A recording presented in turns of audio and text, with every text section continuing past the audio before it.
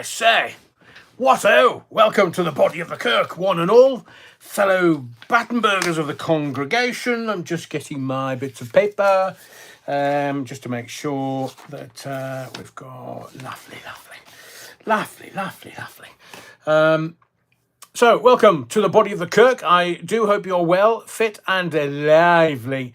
Lots to talk about this evening.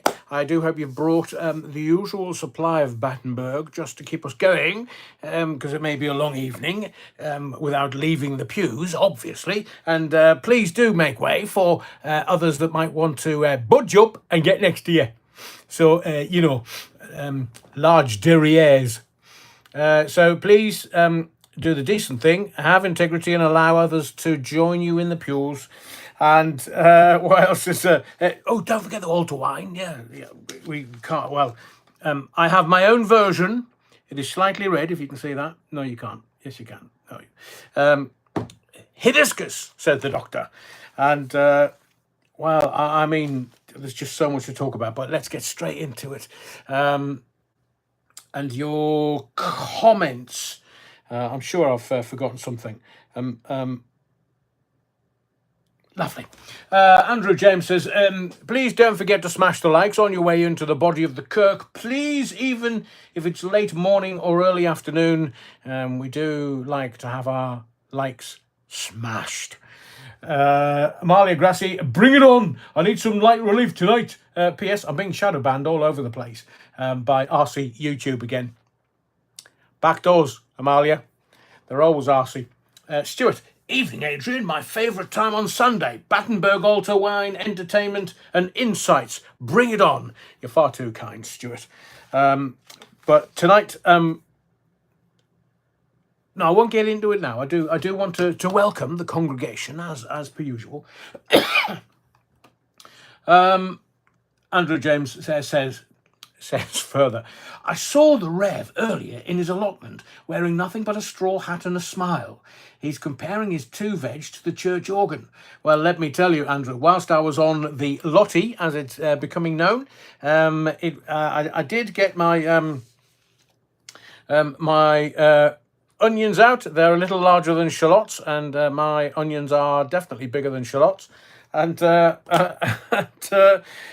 got my dibber out. I've got my dibber out today just to make sure I could make holes in the soil, and seemingly lying down helps. So I have my dibber out, nobody around, so I could genuinely just play with it without anybody being upset, and my dibber works perfectly.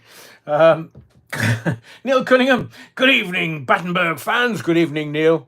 Welcome to the body of the kirk. Paulie Galtieri, all right, Adrian, you're complete and utter wrong'un. Good evening, one and all. Evening, Paulie. Welcome to the body of the kirk. Andrew says, Andrew James, of course, says, do you think Double A should do a live in the States at a wannabe Spice Girls tribute concert? 1 for yes, 2 for no. No, you're wrong'un. Was it wannabe the Spice Girls had? It's almost in my gang. I see from the papers today that that Paul Gadd, otherwise known as GG, Gary Glitter, up the glitter, another euphemism, he's a bit upset because people keep suing him for money because he's been, just an utter wrong'un, basically. Karen Boo, welcome to the body of the kirk. Hello, everyone. Let's get comfy. Anyone still got those damn fireworks going off around them? My poor dog hates them. I feel for your growler, Karen Boo. Yes, I still got. It feels like Fallujah where I am, and I'm in the middle of nowhere, so I'm not quite sure what's going on. But sometimes I hear the fireworks and I think that definitely sounds like a gun, and then I have to listen for the pattern of the shooting, and then I realise that nobody would. You get your double taps down to multi shots. So thank you, Karen. Welcome to the body of the kirk as ever. And I say, intrigue and suspicion. Stuart says to Amalia, you're not the only one. It's been happening to me as well. I don't know why YouTube keeps doing that. I have been made aware of some of my friends that kind of join the the lives, and then it gets to about 9:15 and suddenly they can't message or comment on things. Don't know why that is. Maybe they're working on the algorithm, but we definitely are not shadow banning anyone, even those that I want to. Anyone else notice, this is Andrew again, that Russell Brand preaches and quotes from the Bible, he acts more guilty. He was acting smug on his recent visit to America. I thought that he'd be the last place he would go. Correct. Considering the Diddy situation. I was thinking about doing another Diddy, or didn't he, video, but I have to be aware of, we're in completely different countries and different legal systems. Just have to be very careful. And have I got any? No. Rats. And so he's been charged. He's been caught speeding twice. What a wrong one. And I did tell you about the egg, didn't I? The initiation ceremony with Diddy. You have to stick an egg up your derriere. Cracked. And I will say, am I talking about him tonight? I'm not quite sure. Maybe I did that on X. But I just know that those tighty-whitey Y-fronts, I mean, who wears Y-fronts in 2024? Russell Brand, seemingly. But I posted a video on X, and the video was all about him talking about just stuff, being a born-again Christian. Well, he's not, technically. He's not. According to my experience of a Methodist Protestant church. You can't just go down the river, unless obviously it's with John the Baptist, and you can't just go, oh, right, I've been dunked, so, right, I'm born again. Hogwash was the hyphenated word that came to my mind, because he wasn't baptized by a man of the cloth. He might have been touching cloth, but he definitely wasn't with a man of the cloth. Now, I'm not one for bashing the bishop. He definitely didn't have anybody from the Catholic Church or any church or anything. So, no touching cloth, no bashing the bishop, just standing there in tighty-whities looking. Well, so as far as I'm concerned, and it's just a personal view, that Russell Brand is not born again, and it doesn't matter how many pieces of scripture that you quote. Doesn't make you a bloody Christian. So, shall we? The Bovril. The Bovril. Evening all. Do the tarot cards foretell the demise of PG? Hang on. PG. My head's not working tonight. The old Bovril. Who's BG? Not Barry Gibb. Surely not. Hang on, let me just turn this around. That's better. Nikki Watson, evening Adrian, one and all. Evening, yeah, wrong. Welcome to the Body of the Kirk. So tonight, thank you to everybody that's commenting. Thank you to In the Field, who says, can anyone explain to me why a neighbour has had their Christmas tree up for a week already? It's hurting my head trying to work it out. I'm going to get onto that in a second. In the Field. Sandra Wytham. Hi, Adrian. Wondering who joined top of the league, and it's not Leeds. No, Sandra. Well, do you know something? I will tell you this. There's something going on in Sunderland Football Club. I think it could be Christian Speakman. He's the director of football at Sunderland Football Club, and seemingly the last couple of managers, he chooses the bloody team. So we're top of the league. We're 5 points clear, and this arsehole is, it's football, so I'm allowed to get aerated. They were playing 4-3-3 and nobody could touch them. And then somebody's decided, we're going to play 4-2-3-1. And we've had 3 draws. So leave the manager, the coach, to do the coaching. And Speakman, shove your head up your derriere and blow your nose to equalise the bloody pressure and leave our football club alone. You caring, understanding 90s type. So, Sandra, welcome to the lofty top of the championship. But I do fear there's something wrong in Sunderland after, nobody could touch us. and we give away a 2-0 lead at half-time. No. Somebody's at it. The players know. Joe Bellingham, he's one of the most placid players. Brother of Jude, he's one of the most placid players. Skillful, wonderful, and he gets red carded. So he's got the next 3 games, he's off.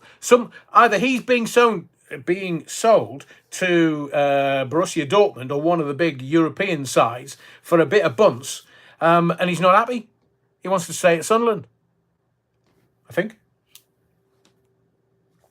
So, I will check the league later, Sandra. Yeah, utter wrong. So tonight, it's just a thought. Can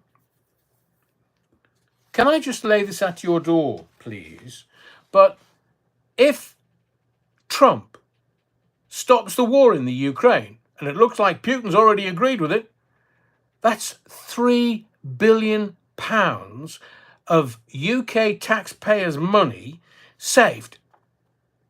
Because, you know, Starmer the Harmer, he said, to Sniffy, we'll give you $3 billion a year. How many of them are looking for kickbacks? Did you see the front bench PMQs on Wednesday? Ginger Growler, Starmer the Harmer, and Robert Reeves, they look like faces like smacked arses. Is that because all of a sudden the war's not going to go on and nobody can get any payment from Sniffy? Unless, of course, his missus is really upset and she wanted that Bugatti from Paris.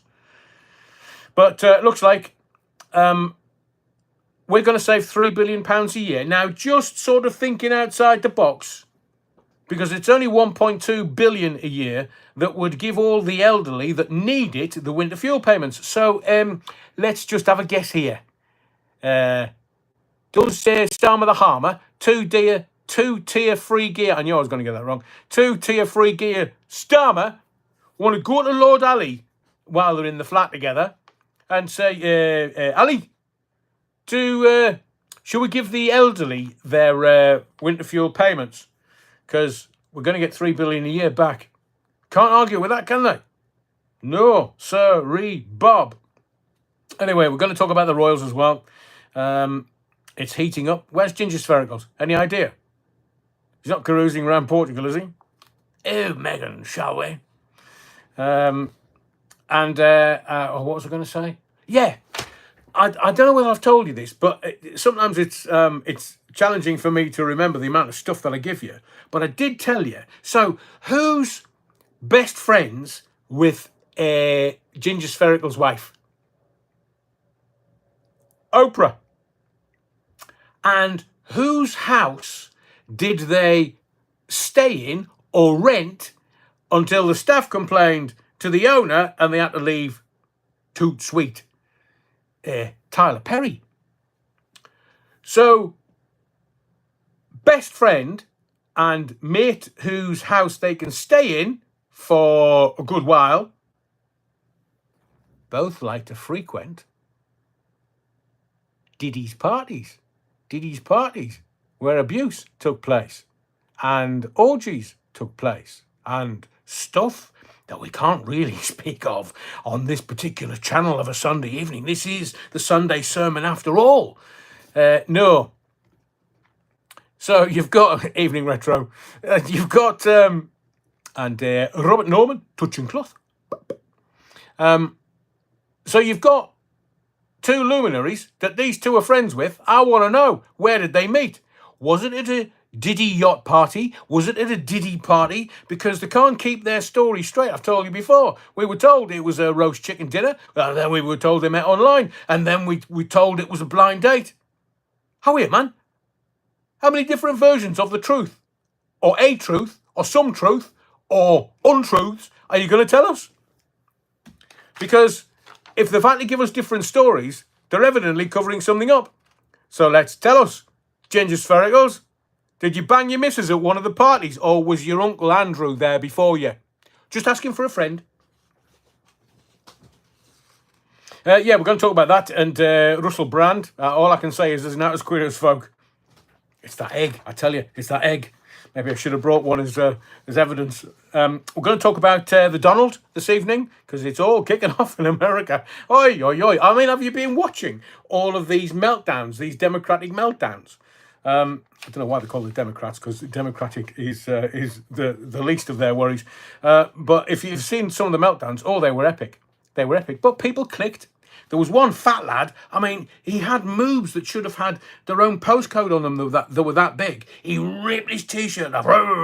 And I was thinking, I say, it's rather gay. Did look like a bear, as the gays would say, but I'm sure he didn't. But taking that t-shirt off, bloody hell. So at least he got some clicks and he got some likes. And, you've got to have seemingly 5 million impressions to before you can get monetized on X, or Twitter as it was called. I mean, I can't do 3 impressions. I can do a farmyard impression. Do you want me to do my very famous, this is very famous farmyard impression? I've just got to center myself, and I've just got to get myself into character.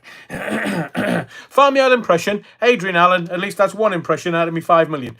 Right, if you're ready. Get off my bloody tractor! Sorry. Old ones are the good ones. And we'll talk about Kamala the alcoholic and money. In my view, it's just my view. Honestly, I love that joke. What else are we going to do? We're going to do things to make you go, I've got some facts and figures I want to give you. Evening, Adrian, says Debbie75. Welcome to the body of the Kirk, Debbie. I think the pews might be full. So you're either standing at the back with the Battenberg, or if you can get into one of the pews, let's see your Trump impression, Adrian. Grab them by the pussy. You might be able to get some altar wine near the front, but knowing this lot, the parishioners, they're definitely slurping, definitely. So we'll do things to make you go, I think, does the Donald dance like that? I mean, did he dance like that when he went to Epstein's parties? Just saying for a friend. That's all. So I would like, before we proper get stuck in, I would like to say thank you to the legendary Battenbergers, who were very generous and very kind last week. I'd like to say thank you to Geordie Nick, who says, Adrian, have a pint on me. So Geordie Nick, thank you, Nicholas. I will definitely have a pint on you, sire. The Bovril, as ever, is always in the body of the Kirk and always supports the channel. Sorry, I've just seen Stuart saying, let's see your Donald impression. Is he wearing a wig? Is he wearing a tube? Or is it just like somebody's, has he backcombed his pubic hair and it's all blonde, and it doesn't even look like a motorcycle helmet, does it? I mean, you've got your Bobby's helmet, but you've now got the Trump helmet, which doesn't, I mean, surely not. Can't be unless, of course, Melania's wearing a merkin. Ask your mother, or Google it, but just don't do it while other people are around. Thank you. Bovril, Clintons to move to Venezuela for safety. Have you heard about Venezuela? They've got tons of oil. Maybe that's why they're moving there. Stuart says, Adrian, keep getting the truth out there. Thank you, Stuart. And to Rich, great show tonight. Thank you, Rich. Always, always, always. To Rich, Stuart, the Bovril and Geordie Nick, thank you for your support as always. To Rusty Mouse, who hopefully is in the body of the Kirk somewhere. Steve Conlon was very generous. Thank you, thank you, thank you. Thank you for supporting the channel. We'll get stuck into... hang on, let's just see if... Pennine Counties is in the motorcycle helmet, public information films. Brilliant, Pennine. I think we're on the same page. To Bria. Oh, I say. Bria. Have I just popped your cherry, Bria, for a first-timer? Good evening, Mr. Adrian Allen. Thank you very much, Bria. Welcome to the body of the Kirk. This evening's sermon is going to be lively and interesting. I've got lots of questions to ask you. We're going to have a very interactive sermon this evening. So make sure that your finger's working. That's not a euphemism. Make sure your finger's working and your mouse. And let me just taste this. Oi, oi, oi. Hibiscus. I've still got supplies. I mean, the hibiscus supplies don't come into Costco until January, and I'm making it last. Blimey. Cuban Pete. I am the Merkin man. Oh, I say. Does one tattoo it on, or does one regularly give it a trim? Topiary, I think, is the term used. That's either a gag you get or a gag you don't. Google it. Topiary. Topiary. Even some women I knew didn't know what that was. Amalia reckons that the Trump is a comb over. It's a Bobby Charlton comb over, but it's an odd one because it's neither over nor back nor what do they call it? Back combing or something. Makes your pubes come up to your nose. Exactly that. Who did he do? See, Man from Man's Earth Band had it going on before in the 60s before did he do, said the police. There's two musical references in already for you. You're wrong. To Fern, evening all. Welcome to the body of the Kirk, Fern. No, Amalia's being exact. It's a bouffant comb over. A bouffant. He's got a buffant going on. Carmela Topiary. Stop making me laugh. I'm trying to be serious tonight. I've got lots to talk about. Yeah, utter wrong-uns. Trump hands remind me of there's something about Mary. No, I know I won't lick my fingers because you know what? Yeah, it was that gel that she used. Yeah, the jizz gel. Stuart Trump's. Oh, that's it. Got it.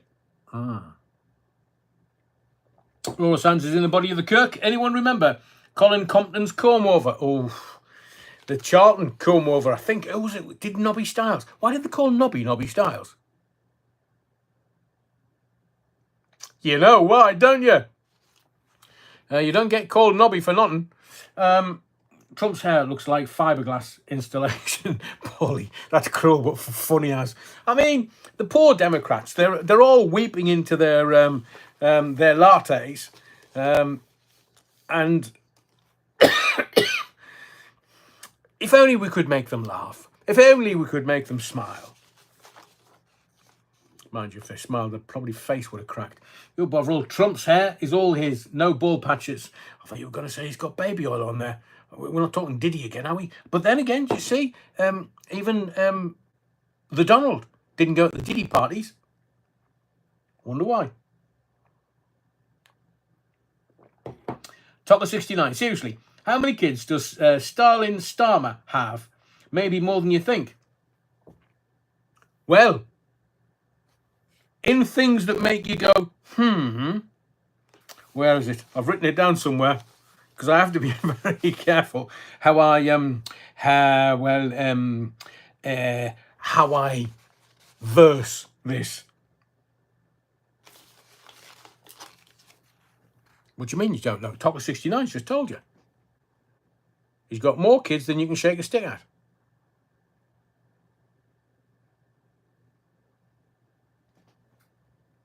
You'll get me banned. Yeah, wrong one. Terry Wookfit. Gosh, you don't suppose it was because his first name was Norbert? Oh, well, what can I say? Terry Wookfit. No. Well, from what I'm gathering, it was probably dangling out the bottom of his shorts. I just want to ask you a question. Christmas decorations. Are we there yet? Are we there yet? Can we? Should we? Can we? Because I've been out and there's bloody Christmas decorations all over the place. We've just had November the 5th now. I get it. They only get a 6-week run up to Christmas. So you can spend all of your money, all your hard-earned... Who's that? What's Amalia saying now? Super Ted. No! Pennine Counties. No! Amalia Rossi. No! Not till Noddy says so. When does Noddy say it's not Christmas Eve? He makes about $500,000 a year from one song. Nice. Now, Karina Jane is setting out her stall. She's saying, and I tend to agree, 1st of December. In Allen Towers, we have for a few years been able to play with my erection on the 1st of December. It's the only time of the year that you can get it up, seemingly. But everybody. I mean, it's I mean, if you've got young kids, I know in my council estate in Sunderland where I used to live, there was one guy, single dad, had 3 young kids, and he used to have the Christmas tree up nearly all year because it was bribery. It was, if you're good, Santa will come and deliver. A bit like the postman, always delivers twice. And bless him, the kids were really well behaved. So it's the magic of Christmas. It's the magic of, not the Grinch, but it's the magic of having your beautiful erection with baubles on it. And so it kept his kids in check, bless him. But Christmas decorations, should we have a vote? Should we have a vote? I kind of know where the vote's going to go, but just to get you in the swing of things, because if you want your baubles swinging, Christmas decorations. 1 for November, 2 for December. So Christmas decorations, 1 for November, 2 for December. Let's see if you're awake yet. So soon, oy vey my life. Yeah, everybody, December. Go on, keep going. We'll have somebody like Andy Turner turn around and say July. But Nicholas is in the house. Andy Turner said December. Bloody hell, Andy. Are we feeling strange today? In the Field says 2 weeks before Christmas Day is plenty.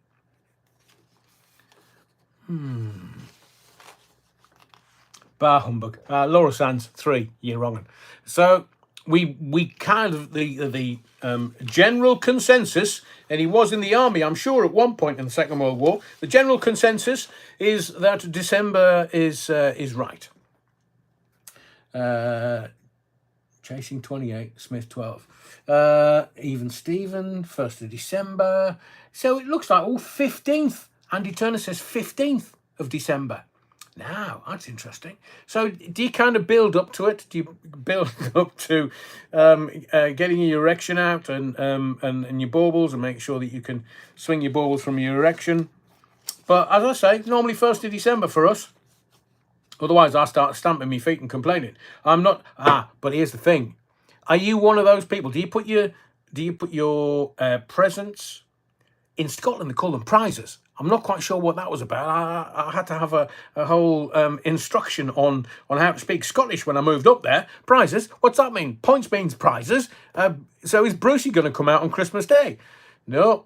So the presents, do you put them under and leave them for days and days and days? Or do you wrap them and put them under Christmas Eve for Christmas Day? Or what do you do? Because there was 2 different types of people in my home, in my house, and it was those that fingered their presents, sat there fingering their presents under their erection, or so it was all women in my house because my father was away at sea mostly, but I didn't like to get under the erection and start fingering stuff. I just used to leave it alone. It was no fun because my mother used to say to me, "Oh, I could put anything in front of you and you wouldn't bat an eyelid." I was like, "Well, no, it's for Christmas Day." "Yeah, but are you not intrigued? Are you not curious?" I said, "How many presents have I got?" 2. "Oh, I've got presents." She looked at me. I said, "No, I'm not curious, mother." So I just would leave them, as where my sisters and my mother, they'd be rattling it and squeezing it and stuff. And you just think, it's bloody Christmas, man. You just have to wait a couple of weeks and you'll open the presents. And then when you're kids, you get more fun out of the boxes that the presents come in and the wrapping than you do. I mean, I am of an age where we got a shit ton of sweets that lasted us for months and a bit of fruit, because that's what my mother got. Mama and Papa were one of 9 on each side. Bloody hell, man. Honestly, we've got the biggest family in Sunderland. Fern says, "Yeah, put them under the tree. I didn't when they were kids, when the kids were little. Would the kids just get stuck in going, 'Mom, Mom, Mom, Mom, can I have a..." No. Exactly, that says, "What happened to that man who celebrated Christmas every day?" Can you imagine? I mean, I went to, was it Disney World in Florida? I went there on a press junket, and it's New Year's Eve every night. And I was like, blimey, how sick and tired must you get waking up the morning after thinking, Jesus, how much whiskey did I have last night? Oh, we've got to do it again tonight.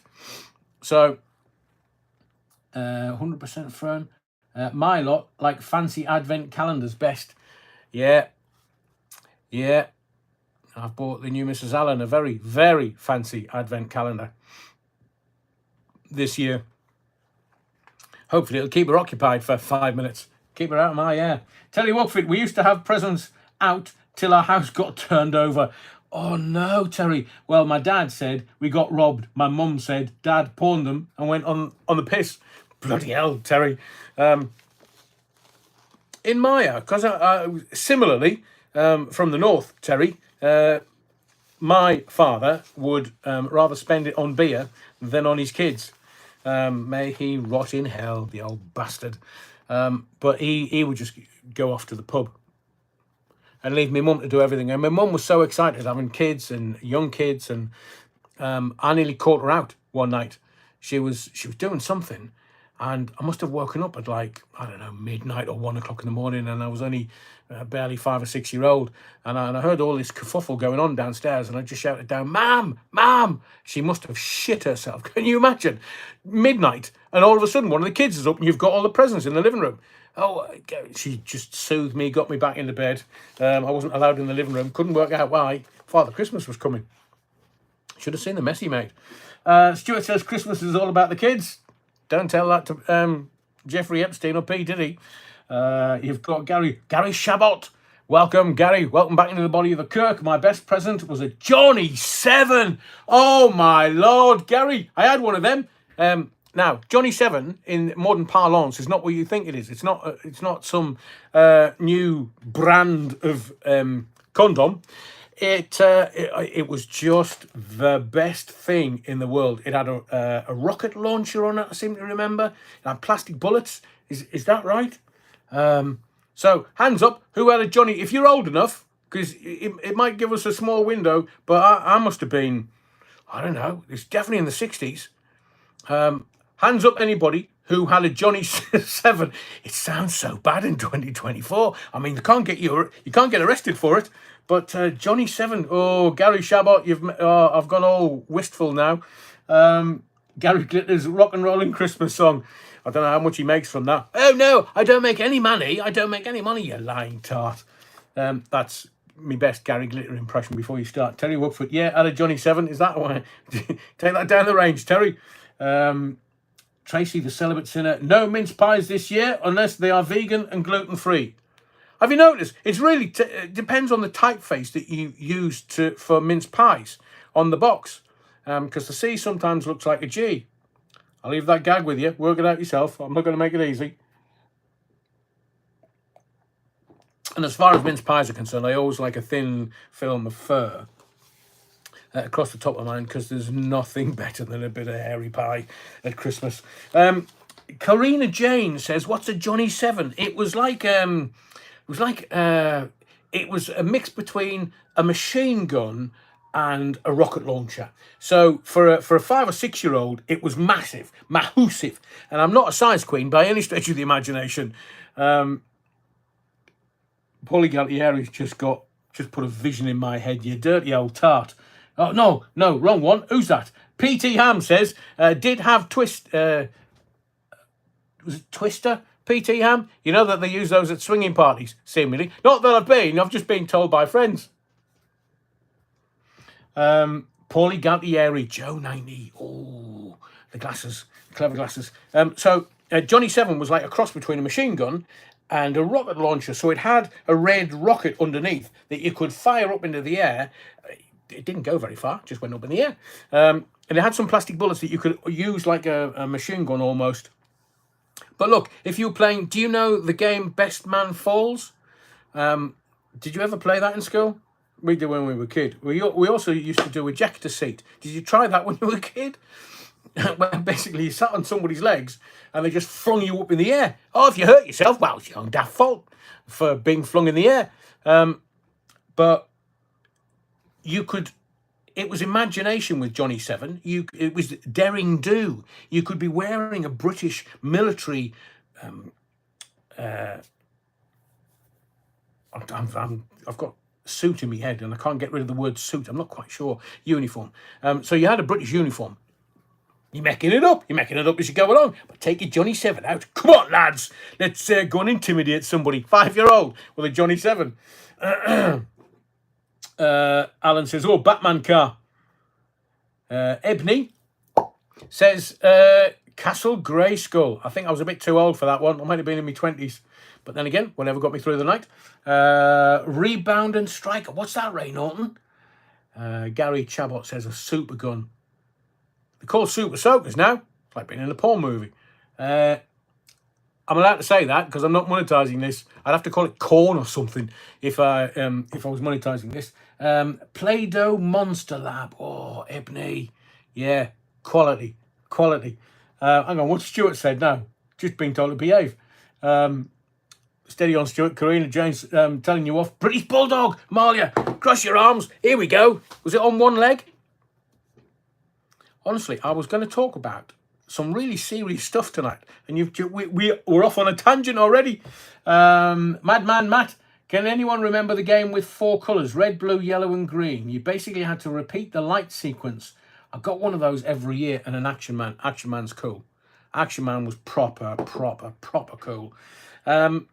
The light sequence, I can't remember what that was called. I know there was, can you remember the game Mastermind, where there was a sequence of pegs behind, and you had to guess them, a bit like what was that? Oh, I remember what you're talking about. I can't remember what it's called. Ernst Goldfinger, Simon. Is that? Oh yes. Right. Okay. British Bulldog was bumper cars in my school, says Andrew James. And Ray Norton, Striker was a football game. You hit the player on the head to kick the ball. Blimey. Preferred Sabutio. Flick. Battleships, thank you, moderator. Thank you. So it was it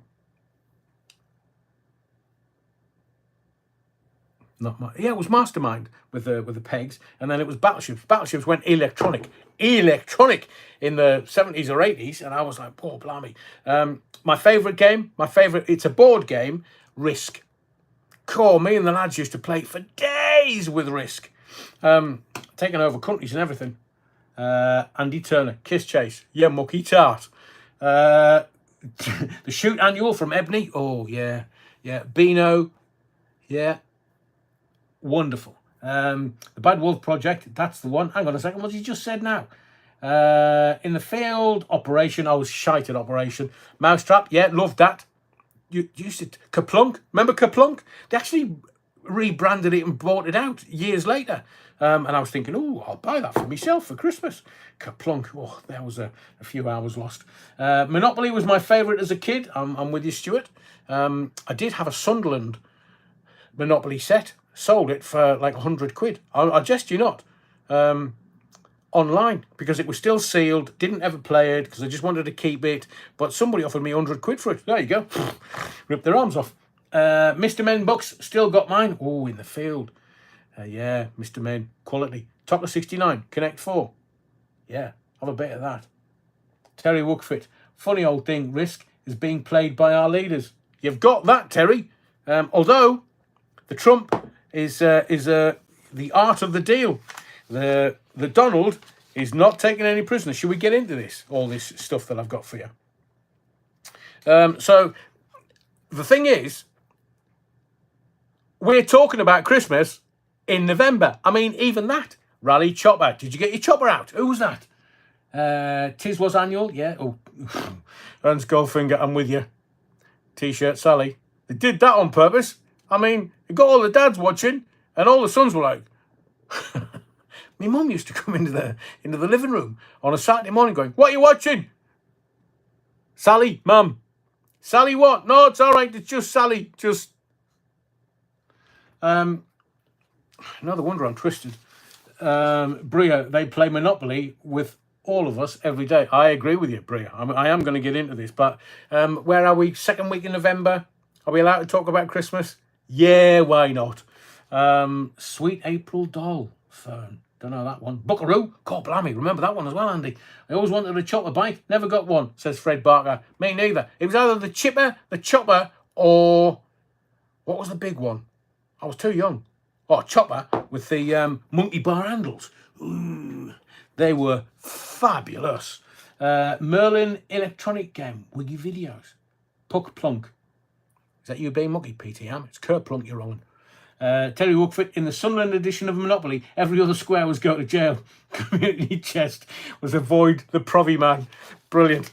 Not too many people would understand that, Terry, but I absolutely get it. Get it. Hungry Hippos, the fat tarts. And Ernst Goldfinger, Tomahawk, small. Oh, I thought it was the Chipper was the small bike. Tomahawk, Chipper, Chopper. Was the Chopper the big one and the Chipper the little one? Only posh people had bikes like that, where I'm from. I'm sure Terry Woodford would agree. The Bad Wolf Project, Grifter. Yeah, you've got that one nailed on the head. Anyway, so where are we? Are we about 6 weeks out now? Now that it's getting colder, we're starting to feel the chills. 6 weeks out, we'll just be gentle.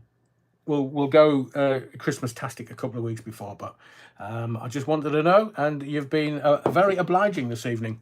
Must have been well lubed up before we start. Waz, Grifter, Nikki Watson, what happened to Tower Block Tracy? I think she was converted, Nikki, a bit like Russell Brand. I think she had a dunking. Well, she said she got rather wet, and she's converted. I think she was with the nuns, the last I heard, because they had to take her in hand and say, come with us, dear sister, we will lead you away from the path of destruction onto the path of righteousness. So all that mucky stuff that you were getting into, we will, we'll dunk you, and you'll get very wet, and, you're not allowed on the cucumber patch until we kick you out of the nunnery. And you know why they call it a nunnery, don't you? Because they don't get none. Tracy the Celibate Sinner and Nikki Watson, I joined a nunnery after I saw the light. Oh, wear sunglasses. Andrew James, did anyone get the Atari 2600 for Christmas? Posh house, your house, Andrew. Blimey. No, I'm too old. You're a little younger than me. Jim will fix it badge. I'd rather have a rusty sheriff's badge, Ernst Goldfinger. Much more fun. It's like, I come from a council house estate, so there's loads of rusty bullet holes all over the council estate. Oh, I say, what-oh? Papa, is that a rusty bullet hole? Don't look, you mucky tart. Oh, the joy. You do lead me astray. Congregation and parishioners. You're just... there's Tower Block Tracy, who's converted into the former sinner that she was. And you just encourage her to be naughty. She'll have to, if she relapses, she'll have to go back in. She still won't be allowed on the cucumber patch, though. I understand from the news over the weekend. Let's get a bit serious for a moment. Tracy was giving out the Battenberg cake at the altar. Oh, I say, on her knees, Alan. Karina Jane, BMX, Terry Wookfit. Rules for a nunnery. Lights out at 10 o'clock. Candles out at 11. Johnny Ray, who remembers spud guns? Oh, the hours of fun. And somebody would fire the spud gun at you from close range. Oh, that left a bruise. Tarts. Trump's slogan was, Trump will fix it. Fred Barker. He definitely did. We'll talk about all the stuff that he's been up to. As I say, we've got, we'll talk about the Democrats, bless them. We're going to talk about, I don't know whether we'll get told off by the Groove Tube. Calling climate change. And I've got 5 questions I want to ask you tonight. 5 questions. Goodness knows how we're going to get through that many. In fact, right, we'll ask the first one and then I want to get into illegals. So, question 1 for this evening. The other one was just a test. See how you fancied Christmas. And I can tell you, really fancied that one. Camp Guns as Andy Turner. Push bike with a card and a peg on the rear wheel. Oh, Andy H. Brilliant. Remember the rag and bone man used to come round and give you some wooden pegs. Felt like, give us your clothes. I'll need some for my family. Give me your clothes. All right then, how many do I get? Oh, you get 20 pegs. People would be looking at me and you, Andy H, as if we'd gone out. As if like, what the bloody hell are those two talking about? Honestly, it used to be more fun when we were kids. And the rag and bone man, as in Steptoe and Son, used to come round and give you... It was a horse and cart, and he used to fill the back of the whole cart. He used to give wooden pegs out. None of this plastic malarkey. In the field, pong. I beg your pardon, I just fresh and showered before I came on air. Andy Turner says a pogo stick. Yeah, that's what I called mine as well until I got caught. Nicholas says homemade Dutch arrows. Lethal. Really? I know. How did we... this health and safety malarkey, how did we get around health and safety? It didn't kill us. I mean, all the toys that we were given when we were kids were bloody lead lined. Still didn't kill us. Although your mother and her slipper, that definitely would have killed you. God, my mother, I don't know whether she went to mothering school when she had me, because I've got two younger sisters, but she was an absolute, she should have played darts on the telly. It's jockey on the yockey, and he wants tops, take a slipper off, poof, double top, straight away. She could hit me round corners. She could hit me from 1.5 miles away. If I was playing footy in the fields nearby, she could chuck her slipper, and I'd see it. I could hear it whistling as it came down and hit me on the bones. Mothers are the best at hitting you with a slipper from like 2 miles away. Ask any mother. I'm sure they go to school for it, mother school. Scale electrics. Oh, I bought one when I was an adult, Andy. Far too much fun. Should be made illegal, especially when you got your clothes off. Coal man, paper man. Yeah, PD Ham. Hang on. Dairy milk machine. Oh, Karina Jane. You're definitely turning my head with chocolate. Not as bad as the exact of the classroom. The ball duster. Teachers. Honestly, that's what they have those inset days for, so they can... Well, it'll be health and safety now. They'll chuck bits of chalk at you. And I remember... I was always on report at school, because, well... Like Jake Paul's going like, oh, I was the problem child or the trouble child. How do we in shite, man? You absolute wuss. You should have come to my school. I was on report every bloody week. I'd get to the Friday and think, oh, are they going to let me off report? So I'd kick off. And the chalk, for me, the chalk from the blackboard hurt more than the duster. Because the duster I could hear coming and I could avoid. But the chalk was so small, it just when it hit you, it stung. I loved being on report. It was the only attention I would get. Hornby Train said, oh, mad Matt, you lucky bugger. Magic sand. Andy, what are you talking about? Is it white? Can you buy it by the bag? Tracy the Celibate Sinner. Andy H, I have got frostbite. Kiss it better. Tracy the Celibate Sinner. So I'm gonna ask you a question. Now, Bill Gates has hopes that he can work together. Honestly, I'm going to make your hair curl. He can work together with the president-elect Donald Trump, and I'm quoting, to build a brighter future for everyone. He's such a lovely guy, that Bill Gates. Such a lovely guy. To build a brighter future for everyone. So is that the kind of entree to the president? Hello, Donald, it's William. Call me Bill. Yeah, call me Bill. How much money do you think I can make out of America? Hang on, who's late again? Lionel Layton, Unrehearsed Live. Welcome, Lionel. You missed the best bit. So, would you support Bill Gates? Sorry, I'm sort of leading you up the garden path, but would you support Bill Gates working with the Donald J. Trump, the president-elect of the United States of America? Mind you, he backed the wrong horse. Not that I'm calling Kamala Harris or Camel Toe a horse. He donated 50 million quid to Kamala Harris. Didn't give any to Trump. So do you think Trump's going to go, oh, Bill, mate, yeah, why don't you? Foxtrot Oscar. So did Bill Gates, hitch his wagon to the wrong pony? Camel Toe. So he's saying, we can. I'd like to work together with the president-elect, Donald J. Trump, so that we could build a brighter future for everyone. Not killing them off with stuff that I can't mention here because it would take I'd get the channel taken off YouTube. Would you, hang on a second, you're all in there. Would you support Bill Gates working with Donald J. Trump? 1 for yes, 2 for no. I think it was all completely no to Elon Musk. Oh, interesting, PT Ham. But there's the Donald protecting Elon Musk by saying to Europe, you ban X in Europe, and then NATO's not getting any American money. Up yours. And they give billions to NATO. I mean, they are the biggest donator for NATO. There's not a single one saying yes. And I think William Gates, is he the third or the fourth or the second?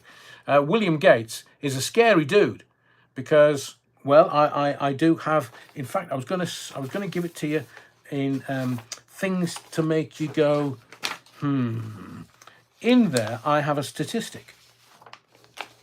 And this will give you insight as to whether you're making the right choice by saying, here, Foxtrot Oscar, mate. Between 1970 and 1922, not that I'm saying this is related in any way, shape or form to Bill Gates or Anthony Fauci or certain big pharma companies. No. I'm not suggesting that at all. I'm just giving you some data, as we now say in 2024. So here's the data. Between 1970 and 2022, 1970, 2022, that is 52 years. 1,312 athletes suffered from cardiac arrest and died. Sadly, of course. So that's 52 years. 1970 to 2022. These are proper stats. Telling you. So 1,312 athletes suffered from cardiac arrest and died. Have a guess how many died between 2021 and 2022. I'll tell you, I'm not being facetious. I'm not playing with your emotions. 1,598 athletes suffered from cardiac arrest and died in 1 year. 2021 to 2022. I'll give you that stats again. 52 years, 70 to 22, 1,312 athletes suffered from cardiac arrest and died. 1 year, 12 months, 21 to 22. Oh, I wonder what that would correlate with. 1,598 athletes suffered from cardiac arrest and died. Just sort of throwing that out there. Things to make you go,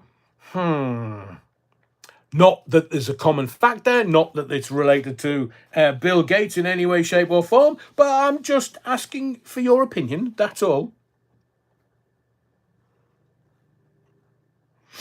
So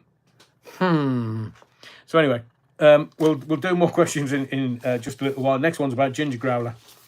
I definitely have a really an important question to ask you about ginger growler. Where's my William Gates gone? There. Right. I just want to tell you this about Trump. Because, and I'm not gloating, but I have been saying for the longest time, and it will turn out to be true. Not that I'm psychic, not that I have any insight. It's just an instinct. And those that have real strong political feelings and leanings, I respect that completely. I respect it. But this was America breaking itself from the inside. This was politics being broken. And I will ask you this another question, because it's going to be very interactive tonight. I took the jibber jabber and have never been reet, says Nicholas. I'm so sorry to hear that, Nicholas.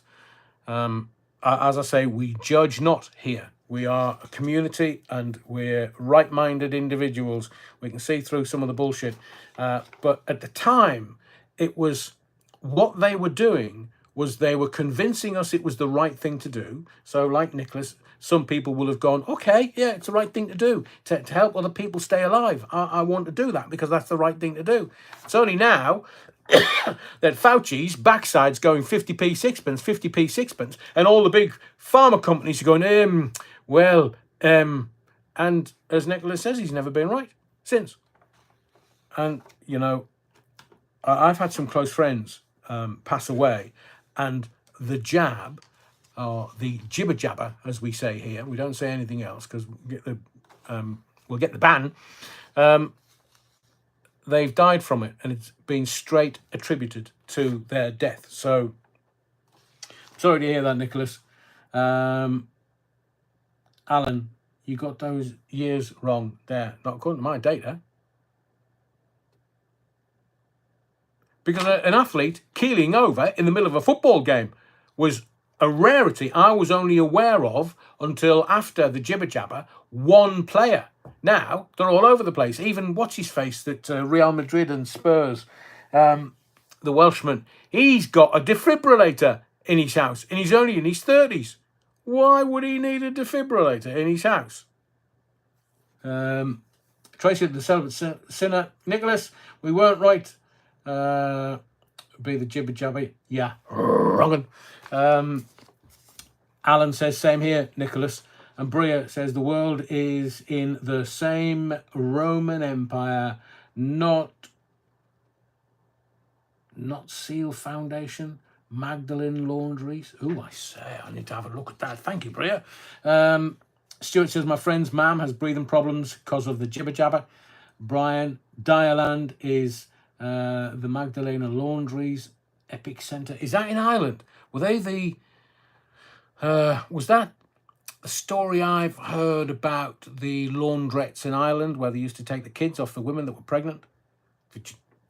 Ernst Goldfinger, he's Welsh, no feeling, nothing upstairs. Is that why they call them bungalow? It's all downstairs. Fred Barker, they've installed defibrillators outside rail stations too. Oy, oy, oy. The Bad Wolf Project, I was talking to an associate the other day who was a legal eagle. He seems to think that when the truth does come out, he believes there is a case for corporate manslaughter. Ho, ho, ho. Does that mean that Matt Hancock will be dragged back into the courts? One can only hope. In my view, because he's an odious little toe rag. Not because of anything that he's done, just my view of a man who has a face that wants to be slapped. Stuart says, it is Adrian. Yeah. Wow.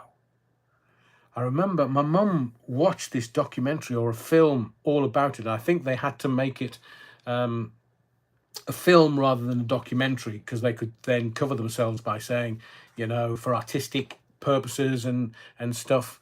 But Ireland was a tough, tough place. I mean, it's a tough place now because they're all turning on the illegals that are coming in. I saw a video today of some illegal getting a bit chirpsy with one of the Irish. And I mean, somebody should tell them. Somebody should tell them that the Irish people are a fighting people. They don't back down. They're Romany stock, a lot of them. They don't back down. You don't go fighting with the Irish, as we on the mainland can testify in the 60s and 70s and some of the 80s.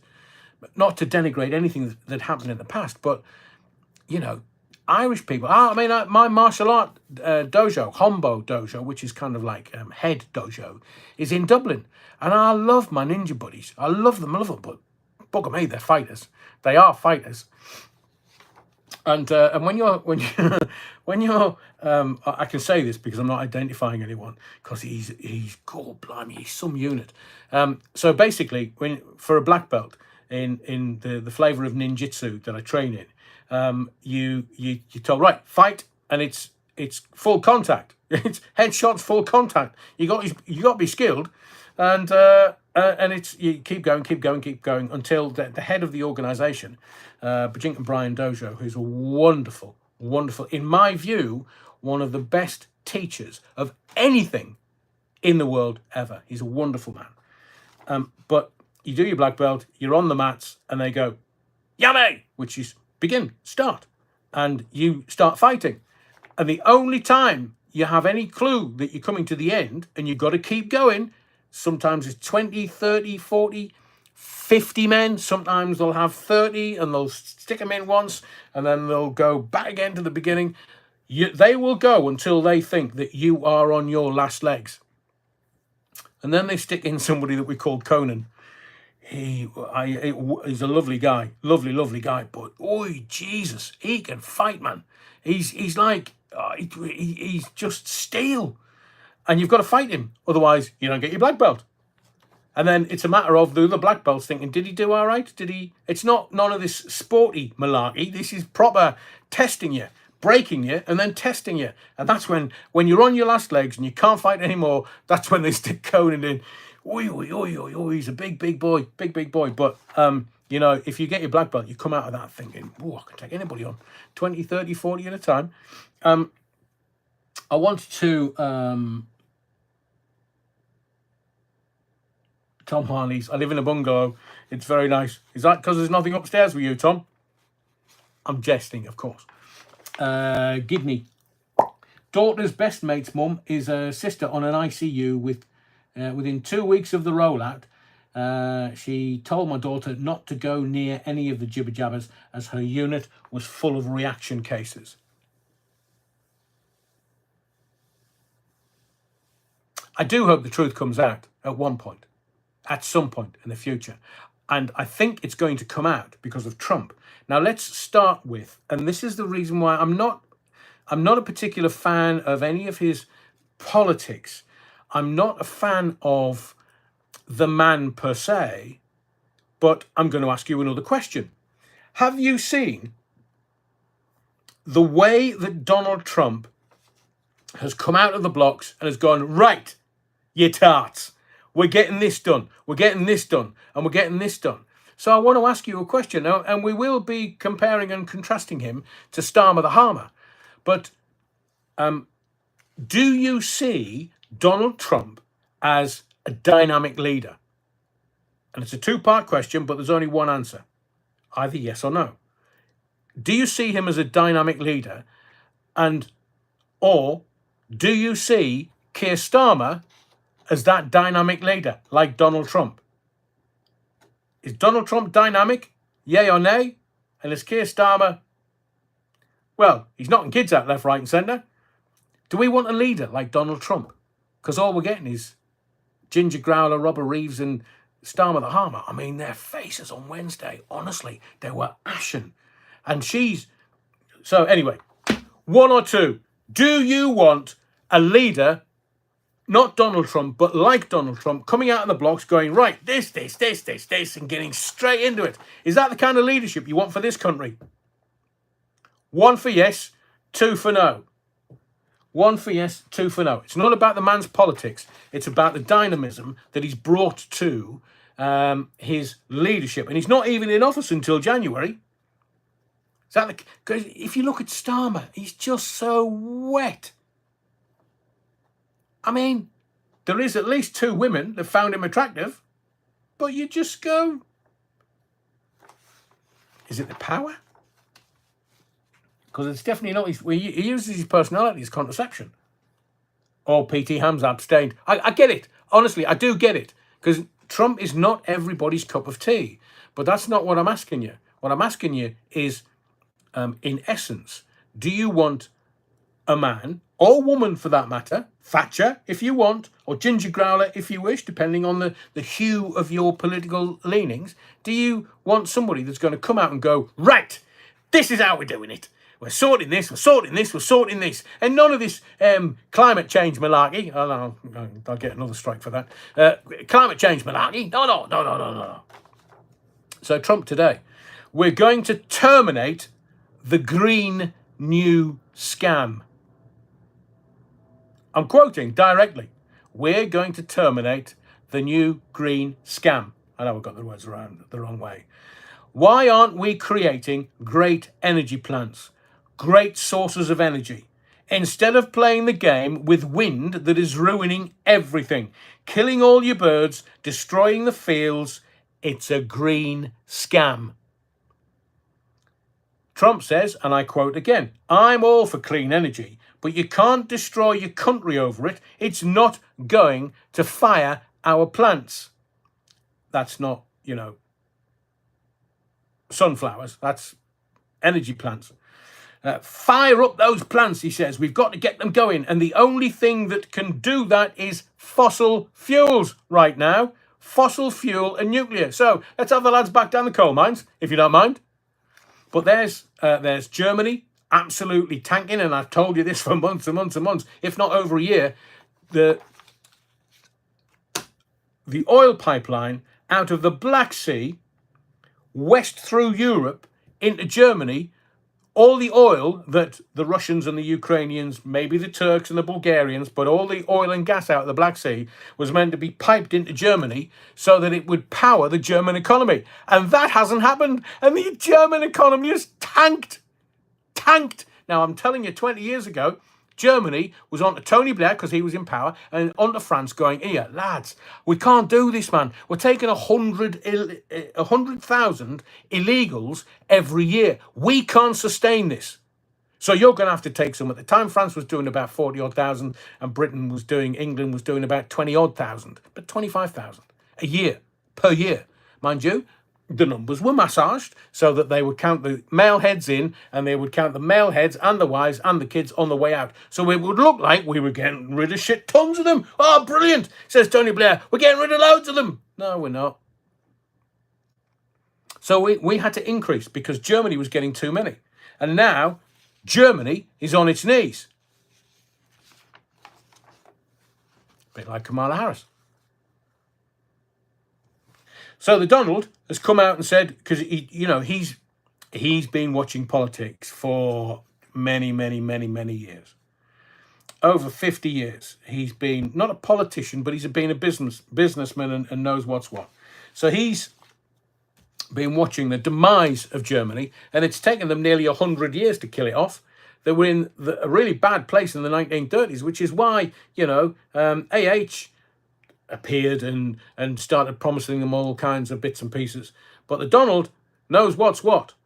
And he's not going to have America go down the tubes, which is what the Democrats wanted. Because, look, the Democrats and the Labour Party and Canada's Trudeau and Australia and New Zealand, can you remember Lucinda Ahern telling the New Zealanders, it was straight out of 1984, we are going to be your sole source of truth. I heard this woman. I mean, she makes Sniffy Zelensky look like he's just got a bad cold. She was removed because she was a liability and the power had gone to her head. And then she gets some like a damehood or something from Prince William, who must know what's going on. But now you've got, and I'm going to make a prediction for you, not psychic, otherwise I'd be winning the lottery every Saturday, but Trudeau in Canada, he's almost killed off Canada. He's ruined the country, so he's not long. He's got 2 years to go before he's up for election, but I can see the machinery starting to turn and they're going to get rid of Trudeau at some point 2025. He's gone. He's finished. He's done. And so is Starmer. I've told you before, the way the West is going now is if the, and I was going to do this tonight, rats. I'll do it now off the top of my head. But let me tell you that this is how the powers, the real powers of the world work. If you want to call them the elite, not the Matrix like Andrew Tate. It's not the Matrix, mate. That was a film 20 years ago. Might have given you an idea. But the powers that don't have to say they're powerful, they have money that is beyond comprehension. They're pulling the strings. So you've got President Poopy Pants or Starmer the Harmer in power. Red. Democrat, Labour, all the same thing. Canada, Australia, New Zealand, all the same thing. They're all destroying it because that's their job. That's what Blair had to do. Blair's only job in the end of the 1990s, in the beginning of the noughties, was to get us signed up fully for Europe and not allow us out. I mean, what Cameron did, bless him, another IQ point, you'd be a lamppost. So you've got the powers, and the powers don't like losing. So what they'll do is they'll rig the game. And how do they rig the game? So you have Plan A, which is President Poopy Pants or Camel Toe, and you've got Starmer the Harmer and Ginger Growler and Robert Reeves all vying for power and freebies. So they're all having their heads turned. So the real powerful then go, okay, but we need a Plan B. What would Plan B will be is, so what we'll do is this.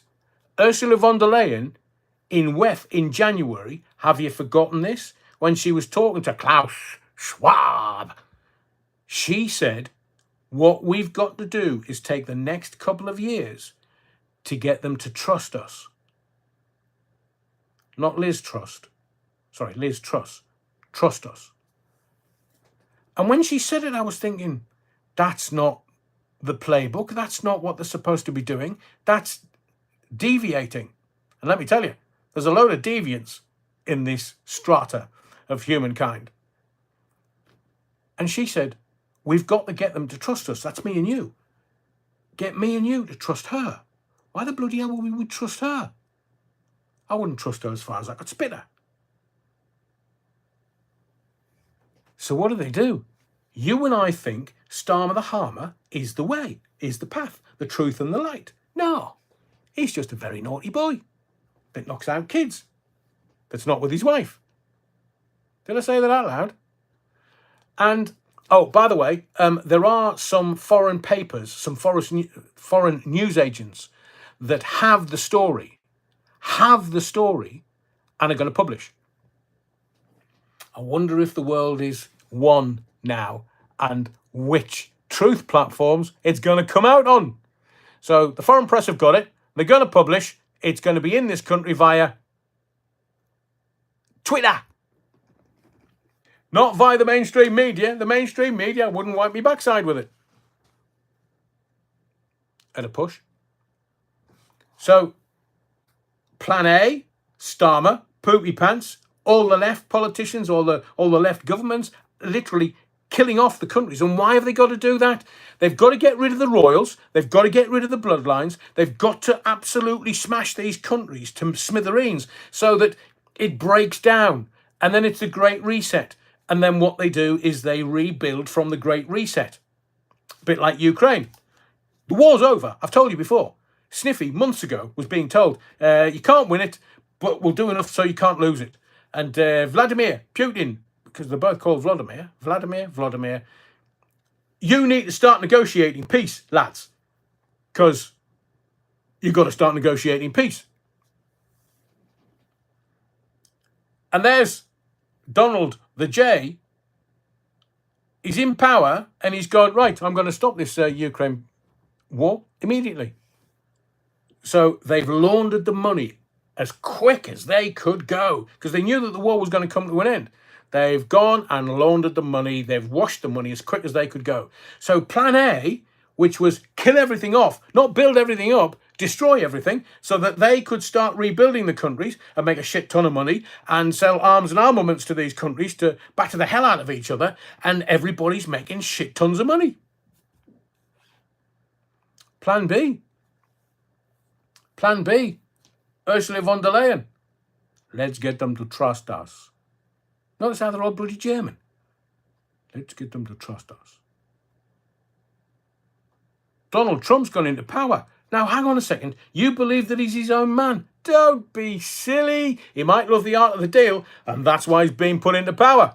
Because he loves the art of the deal. So what's he going to do? All the things that they wanted to happen once they'd broken the countries is what's going to happen in America. Because the elites have noticed that we're waking up. Because we're waking up, we're not taking their bullshit anymore. But that's where they wanted us to get to. So they've just kind of fast-tracked it since Ursula von der Leyen stood in WEF in Davos and said, we've got to get them to trust us. And how can they do that? Get rid of the poopy pants, get Donald in, give him his second term. Have you noticed how the Democrats are not going for this? The Democrats are not saying, oh, well, hang on a second. We're going to contest this. We're not going to ratify this. And camel toes on her knees going, do I have to do this one again? $1 billion donated to her campaign fund. And her campaign fund is now $20 million in debt. Where did that go? Ooh, like fingers, anybody? Or was it creative accounting?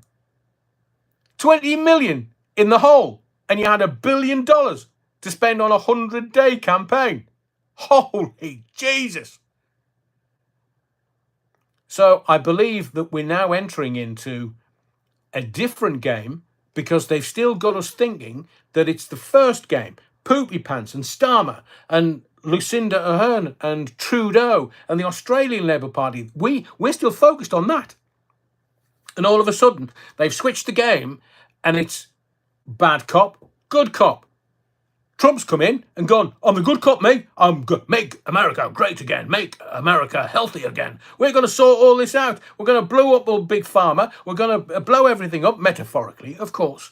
And we're going to do this. So we're going to have digital currencies because it's the only way, and I've been telling you this for months, it's the only way that America can get rid of the $35 trillion debt that they can't trade their way out of. But they can adopt digital currencies and it'll wipe it all. Gone. Finished.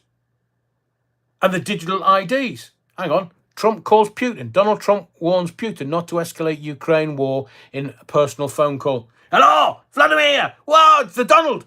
I know. I couldn't believe it myself. We got in there. I was a bit worried. But Vladimir, is this still your mobile number?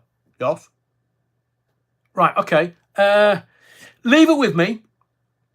We'll sort something out. Here, that lovely stunt that you pulled off with the Wagner Group, that was brilliant. $6.2 billion of the CIA's money. Brilliant. You know that I'm going to kill them off, don't you, Vladimir? Yes, Donald. You know that I'm going to get rid of the FBI. I'm going to call them something else. So the $6.2 billion that you split between your chef mate and yourself, so a couple of billion between you, 3, I'm good at maths, Donald says. Right, keep that, and me and you will sort everything out. We'll rebuild Ukraine because I'll make big, tall buildings, and we'll do a bit in Russia and we'll do a bit in Ukraine. Let's get under the North Koreans and let's get some deals going, man. Brilliant. So, Vladimir, when we're going to speak next on this mobile, brilliant. Let's just tell everybody else we had an argument. You know what it's like. We fell out over nothing. We're Russian and Americans. We fall out over nothing. It's all about the deal. Vladimir, speak to you during the week. Ta-da, mate. So he's spoken to him. They've agreed the road plan, the roadmap, and off we go. They're making shit tons of money because, Putin's a businessman. He's not stupid. Can you not remember the Wagner Group? When I can't remember his name, but the head of the Wagner Group, the CIA gave them $6.2 billion. Notice I was always around 6, because Iran got $6 billion from the Americans for letting some American hostages go. Where do you think they got all the money for the Houthis, who've issued a ceasefire? Where do you think they got all the money for the Lebanese and Hamas? And Saudi Arabia have chucked Hamas out of their country because they're all going to go, oh, brilliant, the Donald's in now. We're all going to make a shit ton of money from rebuilding. We're not going to rebuild Gaza because the Israelis won't let us, because that's where the oil and the gas is. But, and have you noticed during the week, the Israelis have said to the Gazans, you're not getting North Gaza. You're not getting that back. It's ours now. Up yours. You're not getting it. And everybody, well, I was like, well, we know why, because that's where the bloody oil and gas is. They can have some little enclave, but literally the Israelis are just going to wipe the Gazans out of Gaza because they want the oil and the gas and the Ben Gurion Canal. Honestly, I'll be dead and buried by the time this comes to fruition. But you're young enough to be able to go, Jesus H, that Adrian Allen bloke, he must have been bloody psychic. Didn't win the lottery, but boy, oh boy, oh boy, he got the Ben Gurion Canal right. So you've got the good guy now, the good cop in place, and the good cop is going to negotiate all of these deals. He's going to make trillions and trillions and trillions. I mean, you've got President Poopy Pants making the odd mill, and then you've got his son who, was just off his tits on gear and hookers, and Australia supplied coal to China. Is that right, Robert? Oy. Alan says, Fort Knox doesn't have any gold in it. Hasn't even been audited since Eisenhower. No way. Have they been selling that off? Because things that make you go, I've actually got the figures. Let me grab them. Let me tell you. Things that make you go, Russia's gold reserves passes the $200 billion mark. This is physical gold. This is not just making it up and trading it. This is physical gold reserves. Russia's gold reserves passes $200 billion for the first time ever. That's 32.9% of total international assets. So the Russians alone have got nearly 33% of all physical gold on planet Earth. And there's somebody was saying that. Alan saying Fort Knox doesn't have any in it. Can't get it. That's why they can't allow you to get in case you find out they've got none. Amalia Grassi. Theo, how so? The lottery was rigged yesterday. Ooh, go on, Theo. Did you win? Battenberg's on you. So that's the gold that they're all at. Let's because Tempest is Fugit tonight. I want to ask you another. I'll ask you another question. Again, it's 1 for yes and 2 for no. 1 for yes, 2 for no. Ginger Growler. She's come out in the papers. I mean, I think it's a distraction myself, but she's come out in the papers going, right, we've had a think, and we're not going to give the elderly, this is me making it up, these are not her words, but you can see them coming out of her gob, calling Trump a buffoon. Oh, yeah, ginger tart. What? You're calling the most powerful man in the West a buffoon, and you're standing there in green, like a bloody leprechaun.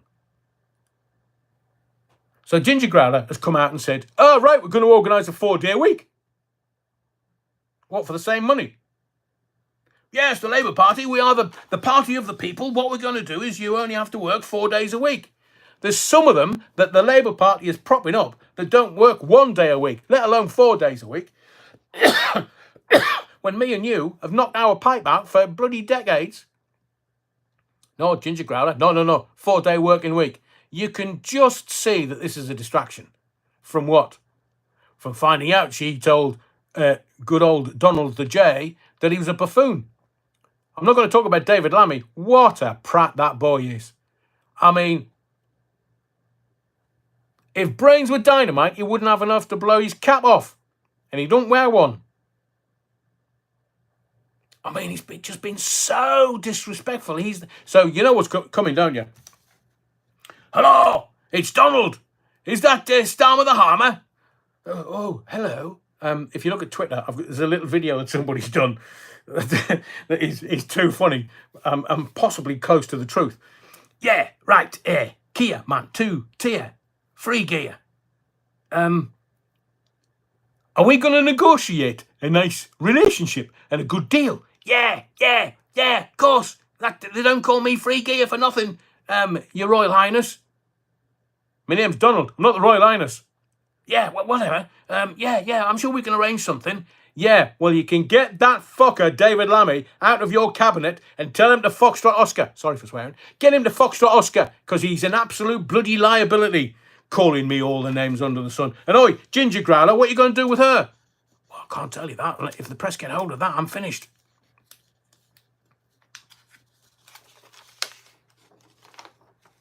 See what I did there? Right, 3 gear.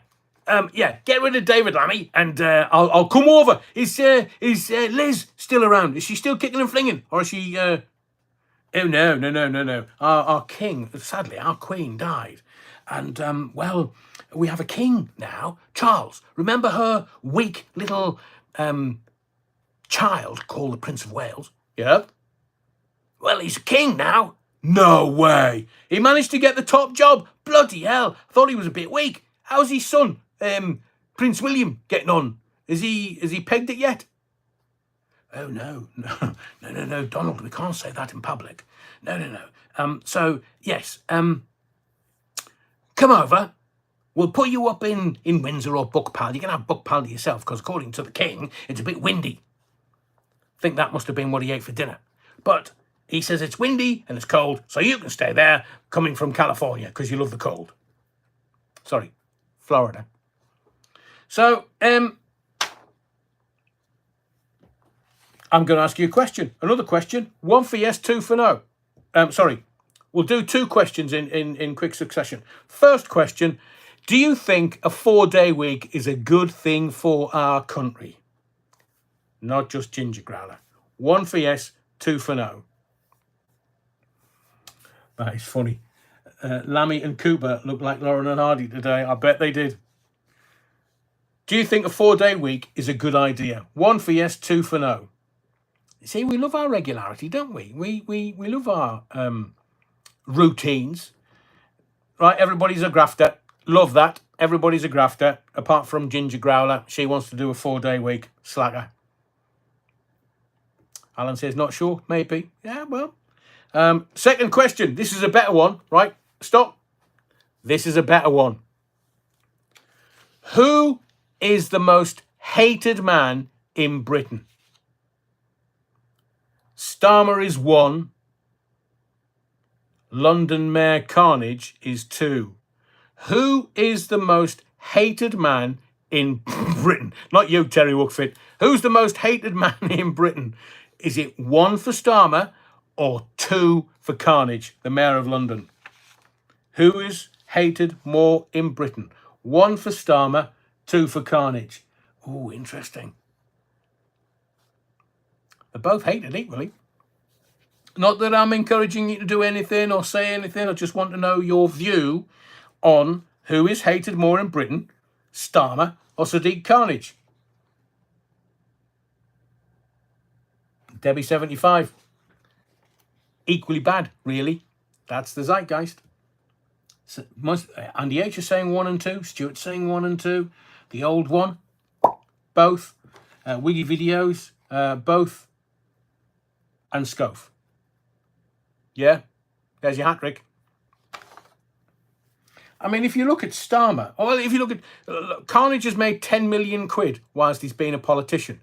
Starmer will get to that level, but there's no morality. Do you not think? There's literally no empathy or compassion. And Starmer, I mean, Carnage is just, in my view, a fool, although a very wealthy fool at 10 million. But you've got Starmer, who there's no empathy or compassion. I'm hearing rumours he's neither Arthur nor Martha, if you catch me drift. And in my view, he has a flagrant disregard for his people. The people of this sceptred isle. I mean, Charles the Weak's not going to do anything. He's let Prince William grow a beard. What the bloody hell does Prince William want a beard for? Quick escape off to get the pegs. Remember I told you about the, you get free pegs from the Rag and Bone man. He's probably taking his old clothes out going, got any pegs? Pegs! Pegs! Brilliant. Thank you. That's a massive bag. Brilliant. Go do some pegging now.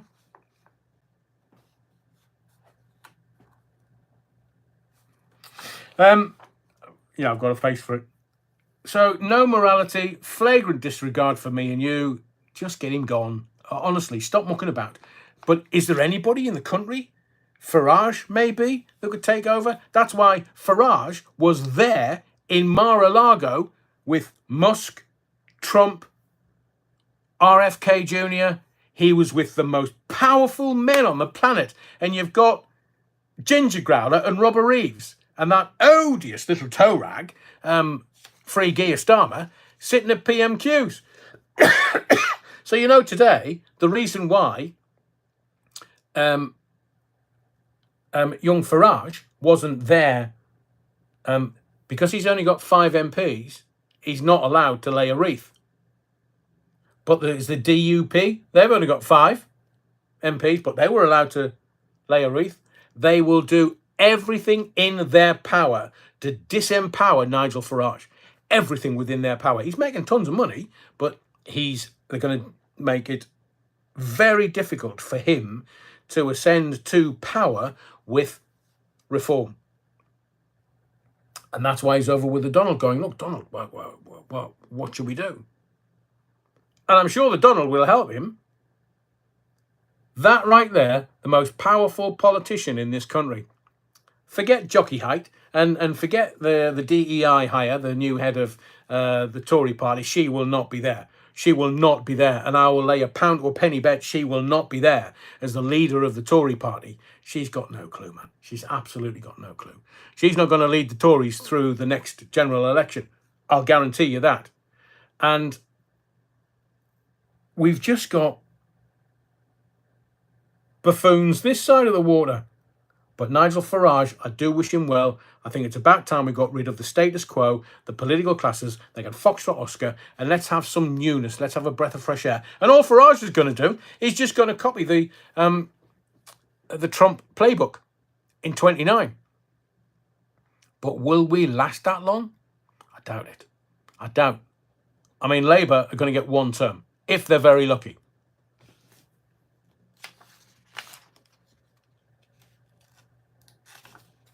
I was going to talk about the illegals because the reason why I mentioned Mayor Carnage in the lead up to that question is simply because we now have a situation where the people of this sceptred isle are being bled mercilessly.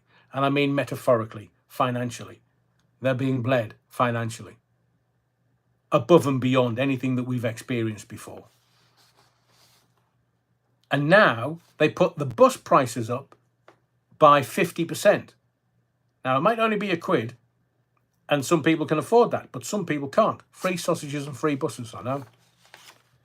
The illegals are getting free travel in London. This is that idiot, Sadiq Carnage. Oh, yeah. Yet the pensioners don't. If they're going to do that, give it to the over 60s. The illegals are getting free transport in London. What the bloody hell are they getting free transport for? Tell them to bloody walk. Didn't get over here on a bus, did they? No.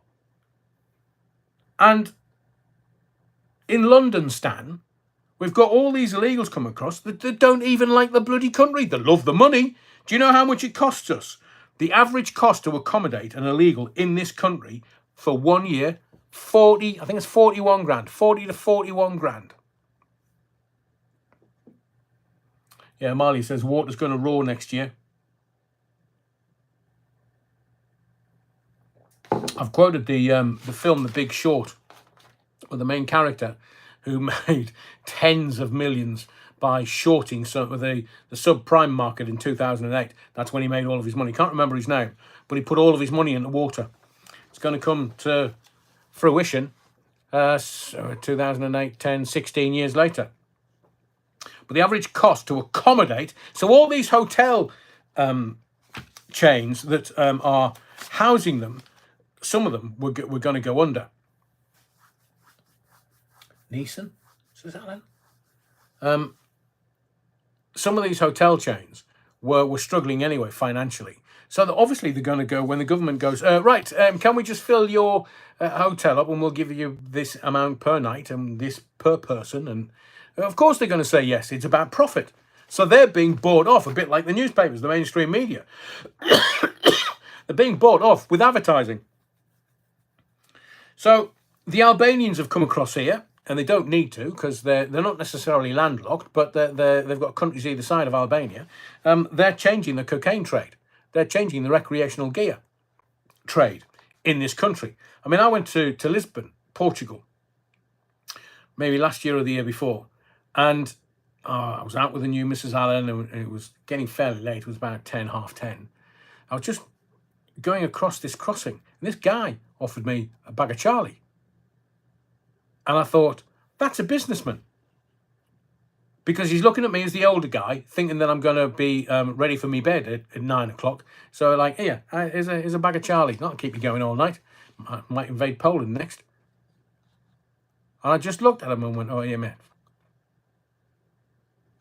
So didn't want the spotlight of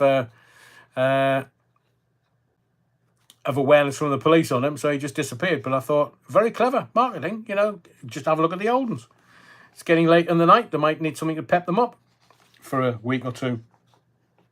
And if you look at the illegals, like, I now get my hair cut at a Turkish barber's, simply because they I'm going to carefully word this, they give extras.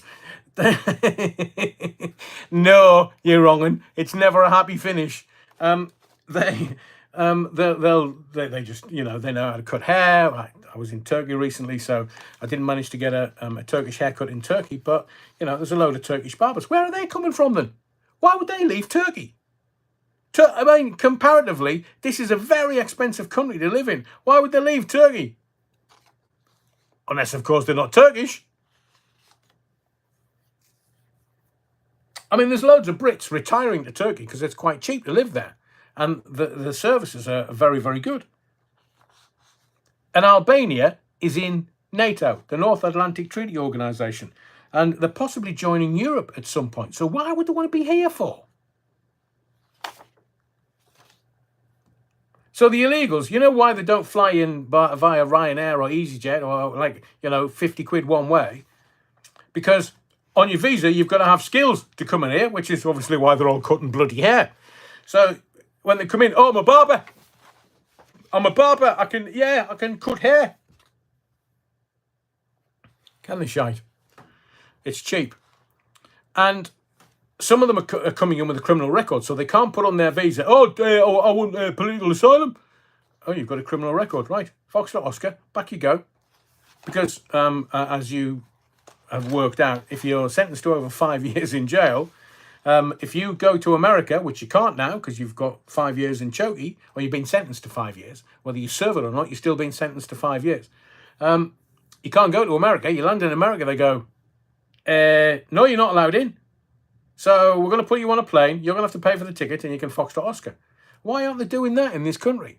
Because that's what they're going to do in America if they start coming across the border. The Mexicans, already today, the Mexicans are starting to shore up the border. Because they don't want Trump going, oi, you're wrong'uns. Right, you can stop that. We're going to put sanctions on your country. We're not taking any more food from you. No, you can bugger off. Yeah, exactly. Over 5 years, no more Vegas. Did you say that? Can't possibly comment, Stuart. Let's get to the Royals, because there's some really juicy stuff coming out about the Royals. Don't know whether you saw the cenotaph today, but were you aware that Meghan Markle copyrighted the name Lilibet before she was ever born? And this was before the Queen shuffled off. Can you imagine? There was only Philip and her family, Margaret and her mum and dad, that were allowed to call her Lilibet. And this fly-by-night has copyrighted the name. I mean, that's taken my breath away. I'd heard this story before, so I'm not quite sure why it's coming out again. But she, Meghan Markle, has been quoted as saying, I'm only one helicopter crash from the throne. I mean, she don't get that William and Kate and the kids are not allowed to fly together. Because if, heaven forbid, and I wish everyone a long life and good health, but if something tragic was to happen, you don't want all the family to be in the same tragedy. Amalia's saying 208 watching and not over 50% likes. So come on, you're wronging. Either touch your toes and I'll smash your back doors in, or smash me likes and get me over 100. You tarts. Tough audience. So I think they're looking at her. I'm going to say, what's the moderator said? Oh, brilliant. Spoonerism. And Terry's gone, oi, oi, oi, got to be moderating yourself soon. So here's a question for you. Not a vote. I just want to know. Do you think Harry lied on his visa about his recreational gear?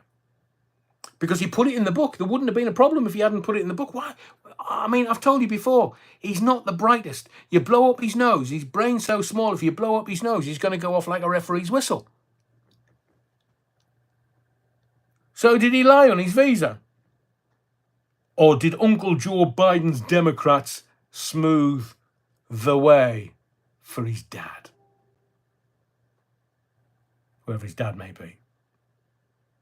But now that the Donald is in, because they didn't expect Donald to get in, they didn't expect Trump to be president come January, he's always said, oh yeah, we'll open up the papers. Oh yeah, of course. Oi, oi, oi, oi, oi. And, as soon as they think that Trump is going to get in, they've suddenly bought a holiday home in Portugal. How does that work? Or are they thinking that the Charlie the Weak, Charles III, is not going to be long for this world, so he wants to be over here to ingratiate himself with his brother. Now, his brother came out last week and talked about ginger sphericals, and you think, oh, man. But then again, maybe they were just, enemies, friends close, enemies closer still. because this Channel 4 Dispatcher story from last weekend has died to death this weekend. Oh, there's been all the cancer and Catherine, and they're using it for bloody PR. How grubby is that? Oh, yes, I'm in South Africa. Yes, yes, yes. Oh, my brother. That's because his brother knows where the bodies are buried. Metaphorical before you start. Yeah, all this money, all this the foreshore. Yeah, oh, yeah, we can make money this way, that way, any other way. I'm telling you. So, after Ginger Sphericals freely admitted being a recreational gear user, what did he put on his visa? And if he didn't put anything, that's as bad as putting anything that may incriminate him. Can I ask you a question?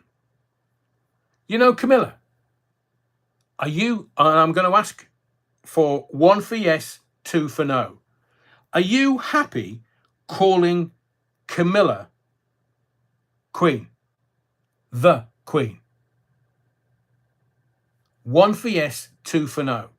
Because I'll tell you for why. It really sticks in my throat. There is only one Queen. For me, in my lifetime, the Queen, Queen Elizabeth II. That was my Queen. And the Queen, Queen Elizabeth II, said, yes, she can be Queen Consort. And then Charlie becomes king and goes, no, she needs to be known as Queen. Now, I understand that, like, Philip couldn't be king, as in Prince Philip, because Queen supersedes a queen. So those consorts that are with a queen will be called Prince, and that's what they get. That's their titleage. Ernst Goldfinger, 2. Foxtrot Oscar, MZK, 2 times 2. The Bovril, boo! Tee yeah, Rowan. Bad Wolf Project, only one Queen. Louis Spence. Or Scove.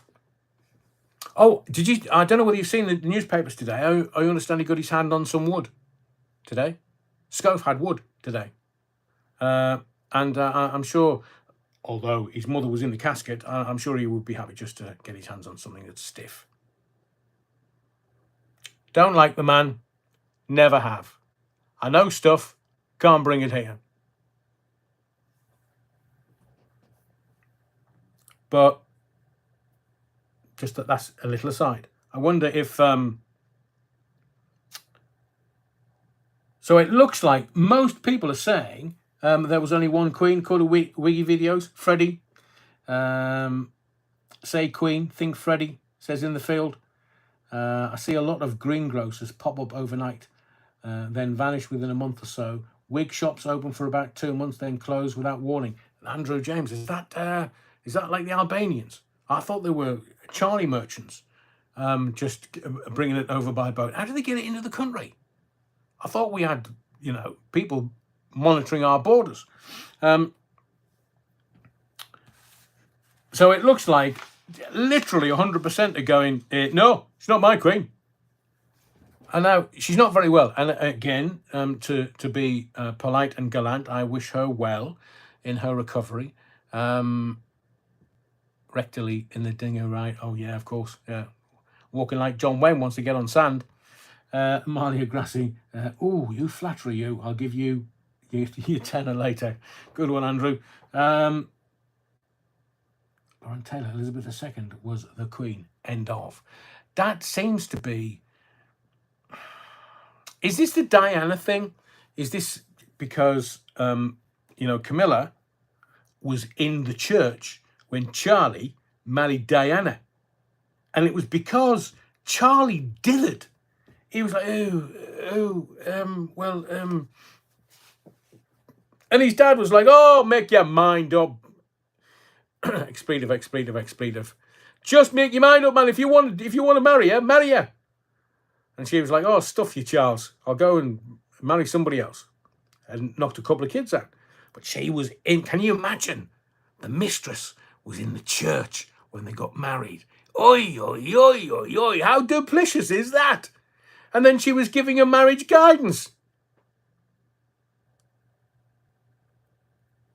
Napoleon blown apart. Diana should have been queen. It would have been a very different country if she had. I'll admit that, Napoleon blown apart. Terry Wookfit. No, it's always been the same. People tend not to move on. Same as when a new actor takes over the role of an old favourite. Oh, will never take his place. I know. Talking about Bond, as we weren't. They're a bit slow in picking up this new Bond, aren't they? My favourite is, or my offering for Bond this time round is River Cartwright from Slow Horses. Yeah, he'd make a great Bond. But now they're talking about, anybody watched, right, this is kind of off me cuff, because, you know, I like one off the cuff. This Eddie Redmayne thing on Sky Atlantic, it's called The Jackal. Have you watched all 5 episodes? Don't give it away. I watched the film back in 73 with Edward Woodward, and that was brilliant. But they've got shagging in episode 2. It's like, how weird, man. This is meant to be like a political thriller. It's meant to be, because the original film, the premise of the original film was the jackal. And can you remember Carlos the Jackal? Maybe this is signs of a misspent youth, but Carlos the Jackal was actually the real bloke, the Jackal. And in the original film, the book written by Frederick Forsyth, they were supposed to be on trying to kill the French president at the time, not Giscard d'Estaing. It was who was the general? I can see him. I just can't bring his name to mind. Yeah, Edward Fox. Close. It was Edward Woodward. Edward Fox. Yeah, Lawrence Fox's relation. It was de Gaulle they were trying to kill. Thank you, Luke. It was de Gaulle they were trying to kill, and that was the story of him on the trail of de Gaulle and trying to kill him. And then the French police were on the trail of the Jackal. And this time, I've watched it, and I've seen like episode 1 and a bit, and it's the Equalizer. Anybody that's seen either both or this one, what's your vote? What is your vote? Is it any good or is it shite? I've relatives have binge watched the first 5 episodes and loved it, thought it was brilliant. I've watched the first 2 and thought, oh dear God, give me some pins, let me poke my eyes out. Oh, exactly that. You've absolutely nailed it. Yes, but the policewoman, she has no substance. Yeah, Mark Mulvaney. Thank you, Mark. It's a 2. It's a no. Terry Wookfit, the original movie was crap. The new series is worse. Fair dues, Terry. And Alan, is it on Netflix? No, it's on Sky Atlantic, I think. So they've done 5 episodes that you can get, and then it's 1 a week. I'll guarantee you, the reason why they've had to put the first 5 episodes out is because it's shite, and they're trying to hook you in before Christmas. But the female cop, DEI hire, she's guessing her way through. I'm not going to spoil it for you, but she's guessing her way through, and she happens to be guessing right all the time. That's not how a cop works. That's not how an intelligence officer works. And she's got some asset in Northern Ireland who's trying to help her out, because the Irish obviously have got guns. They've always had guns. They've had caches of guns. So one of these guns has made its way into Europe for the Jackal. And how did they know that it was an English bloody gun? Ugh. So I'm looking at some of the stuff. Well, I've got Roger Moore. He probably would have done it just the once, Gary. It's like 2024. It don't have to be 2024. We don't have to have the DEI hires, and it doesn't have to be a female cop. Well, why can't it be a bloke cop? Why can't we have some tension? Why can't we have like the Jackal version of the UFC where it's one bloke against the other? No, it's got to be a DEI hire. Shite, man, shite. And so I will give you one scenario from the opening episode. He's trying to kill someone, so he's testing the wind, and he's like a mile and a half away. And he takes 2 shots, 2 separate bullets at the building to see if he has everything aligned and everything will work for him. So the cops on the ground who were doing personal protection, so they didn't see the 2 bullets ricochet off the building. Oh, here, man. Foxtrot, Oscar. I looked at that and thought, utter shite, man. Anybody that's at that level, they would be, and I've said to you before, I've been in buildings when Special Branch have come in with the sniffer dogs. What's going on there? Or just mind your own business. And, you know, I've worked with Royal Protection Squad. So I have some insider knowledge, and you can't just kind of make it up in 2024. You have to have reality in the real deal. So watch it. I'd love to know your thoughts, but mine are, it's shite. In the field, yeah, the price of those ship fronts and fit outs. So obviously a money laundering gig, but they still get away with it. A lot of flash ice cream shops here to get the young girls in. Vile. Who I say? Alan says, must have used the Trump assassins. Yeah, whoosh. I have to say this. The initial assassination attempt of Trump could have been seen as a Black Swan event. But the Black Swan event hasn't been completed yet. I'm really nervous leading up to January. So I hope that the Donald is in a bunker somewhere so they can't get to him. But I know I'm hearing CIA are having meetings, FBI are having meetings, because he's going to close them down. He's just going to say, right, lads, I've had enough. I'm the president. Off you go. Foxtrot Oscar. So Trump gets elected on Tuesday, and we'll have a sort of a reflection, shall we call it, on what's gone on this week. So you've got the left. We'll use left and right because we've got left and right hands. But I'm telling you, politics is done. It's finished. Showbiz is finished. Why would WikiLeaks today, an hour before I came on air, why did WikiLeaks post a picture of Mount Vesuvius exploding? Because it's all coming. Is that Kamala on her knees again? So you've got WikiLeaks posting a picture of Mount Vesuvius, because Mount Vesuvius, didn't it cover Pompeii? Or am I mixing me metaphors and stuff? Didn't it Vesuvius go off and it just covered Pompeii with, and they're still bringing out bodies and stuff like thousands of years later? So what does WikiLeaks know that we don't? Hang on, you're soft-blocked, Nicholas. Try some Viagra. Exactly that. Slow horses, sad, bad actors. Oh, exactly that. Don't upset me, man. Pompeii, says Alan, and Terry Wookford. Yeah, Pompeii and Heraklion. Did I say that right? Did I say that? Heraklion. Yeah, that's how you pronounce it. Probably, Adrian. Probably, says Bria. So, why is WikiLeaks published that today? What's coming that we don't know about? I do hope they keep the Donald safe so that he is inaugurated in January 20th. So let's get him through Christmas. The world. Now, I am going to say to you that some people are like, Adrian, what are you doing, man? What are you doing? Loving Trump lover. No. I will offer you this. I'm not a fan of left and right politics. I'm not a fan of the political classes offering you what appears to be choice and democracy, but you've got to choose one or the other. No, I'm not a fan of that either. But if you look at, and do you know that I've been hearing the last couple of days that Joe and Jill Biden, President and First Lady, voted Trump. Why the bloody hell would they vote against their own candidate? Unless there'd been a coup and Joe had been punted into the long grass before January. So Joe has got to have like an executive handover. I've heard about those meetings. Executive handover, where Joe's got to go, right, Donald, yeah, no, I've got 6 weeks. Oh, I've got 6 weeks. Have you brought any ice cream with you?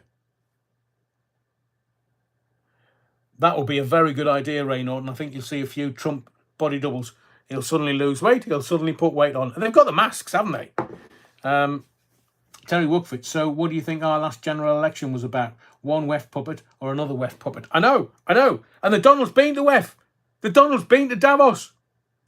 I know. Categorically. He went with his family. Well, his daughter, Ivanka. No, I'm not. Not in public anyway, Ivanka.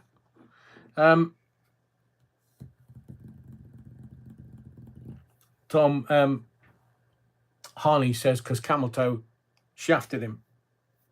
She was definitely on her knees. Maybe she wore knee pads. But I do get it. I do get it that he's going to be mightily brassed off if she's, if he thought he could have done a second term, which, we all know that he couldn't. The whole world knew that he couldn't. But Joe might have gone, I'll keep going until I've got to be taken out on my shield. And Camel Toe's gone like, no, Joe, bugger off. So they voted for Trump. Can you believe it? So at the moment, there's the mother of all postmortems taking place in Washington because the Democrats can't work out why they lost. They literally can't work out because the public around the world is very well aware of these Diddy parties. I've seen the pictures with Camel Toe and Diddy. I've seen the pictures of stuff. So all of the celebs that they brought out were all attendees at the Diddy parties. Eminem, Beyonce, Sean Carter. He's not putting his head above the parapet, is he?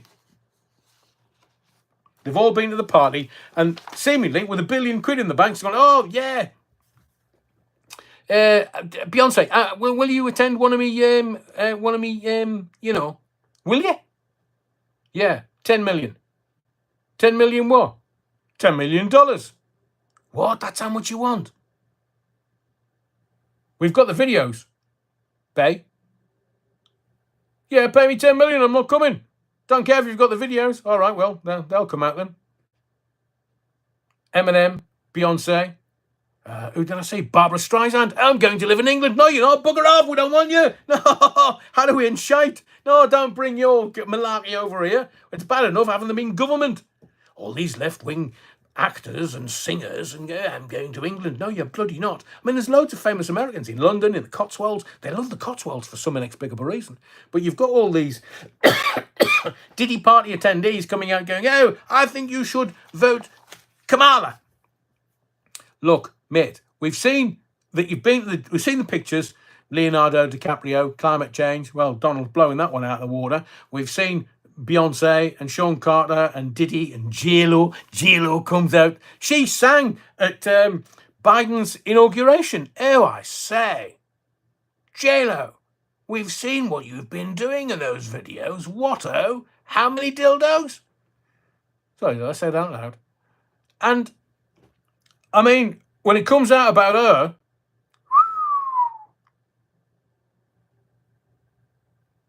it'll be another Pam and Tommy scenario. Diddy was trending all over TikTok a few weeks ago. Now they've all gone. Are they Stuart? Well, they're trying to sanitize and clear it up, but you can't. There's too much of it. And there's one guy, a lawyer, who's trying to negotiate. He's got all these videos. Hollywood is awash with it. But now that the Donald's been elected, what's happened to Robert De Niro? He said he was going to leave. There's Bono, said he was going to drive his car off a cliff. Anybody been down to Beachy Head recently? And you've got all these going, oh no, if he's elected, I'm going to leave. Well, yeah, there's the door. Foxtrot Oscar, don't bother coming back. We're not interested. Oh, all these actors, I know what we're talking about. Left wing, left wing, left wing. Well, how do we and shite? Because, look, politics should be about oneness. It should be about humankind, not about red and blue and left and right and Labour or Conservative or Democrat and Republican. They're just giving you an illusion. The military-industrial complex are giving you an illusion. The illusion of democracy and the illusion of choice when there isn't any, because there's NGOs, non-governmental organisations, sitting in Davos working out how they're going to do it. And I'm telling you, I will do a video this week because I've got all the details.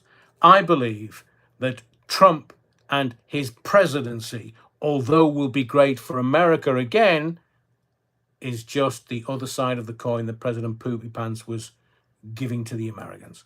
Because once you've got control of America, you've got control of the world.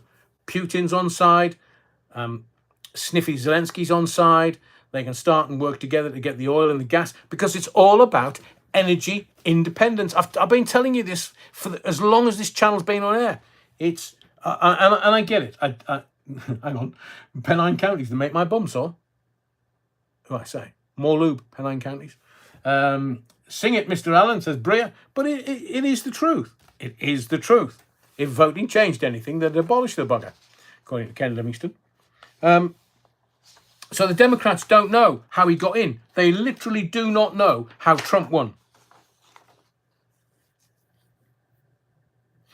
Can I give you some? We'll kind of park that there because there is a lot more. We'll do. Let's see if we can. Right, we can do that. But I want to tell you about a piece of news today that was very, very, very heartwarming, and I wasn't aware of this at all. So it's Remembrance Sunday.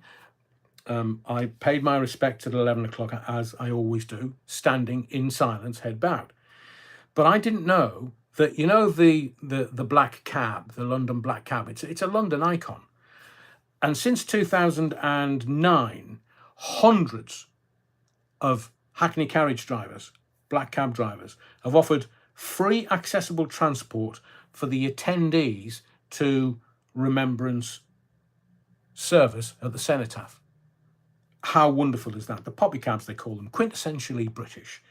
But the black cab drivers have got more heart than the bloody politicians, and it's the bloody politicians that the evil of Blair. I mean, I cannot look at that man without thinking, how evil are you? Charles Lyndon, how evil are you?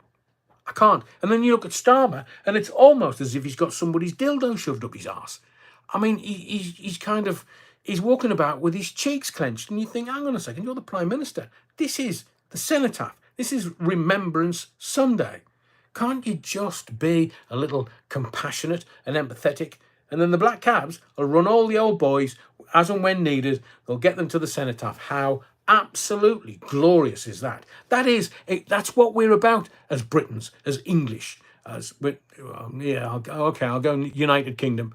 But for thousands of years, we Brits have shown our mettle, whether it be in theatres of war or whether it's just supporting our fellow man and woman. This is what we are. And those poppy cabs, what a wonderful, wonderful idea. And they just do it, unassuming. And I am so bloody glad that Sophie Rayworth, somebody didn't tell her, because she'd have been like, oh, let's get a black cabbie on and let's have a word. Because there was an old boy, 98 years old, on the telly, and she says, so how do you feel? Oh, here, Foxtrot, Oscar, man. Look, I was in the theatre of war, and you're asking me how I feel about being at the Cenotaph. I lost me mates. Some of my mates were blown up and maimed and killed, and you're saying to me how I feel. I'm 98 years old, man. Why don't you fuck off, you dippy cow? Because, look, we men, as we get older, we just get a bit more irascible. And bless him, he was so generous of spirit. I would have told her to go away.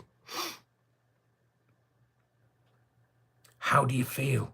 How do you think I bloody feel, woman? I mean, how much do they pay this woman? And that's the best she's got. How do you feel? I'm at the bloody Cenotaph. I'm in bits, you dippy cow. Jesus. Peter Sadler says, every time I think of Blair, my mind goes back to 97 election posters with the devil's eyes on his eyes. Yeah, we used that as on one of the videos on this channel. Oh, it's just horrid. Horrid, horrid, horrid. Bad Wolf Project, did you see the brown mark on her nail finger? Oh, no, I didn't. Sophie Rayworth, shit on her finger. Maybe, you know, young David Dimbleby's been having a... You couldn't help me, Sophie, could you? Ray Norton, I'd say 2025 the way it's going. Nicholas, Dennis Skinner once said, I don't give a toss about blue or red. My constituent's husband died on a trolley in agony. Will this happen again? I saw Dennis Skinner have a go at somebody walking across Parliament Square Green, the Beast of Bolsover. But even Dennis Skinner, who most people would go brilliant, straight up and down, he hadn't fair behind his wife's back. They're all at it, man. Mucky tarts. Stuart, not paying her enough Battenberg. It would help. Still a curly whirly when it comes out. I think I'm going to leave it. Oh no, I want to get these couple of more things. Bill Gates, a response to what Bill Gates was saying. Build a better future. I will say this, that my old mum used to say to me, cheaters never prosper. And be sure your sins will find you out. So Bill Gates, unless he's got, hello, is that God? Hello, yeah, it's William. Can you help me out, God? Because, I'm in a bit of a bind.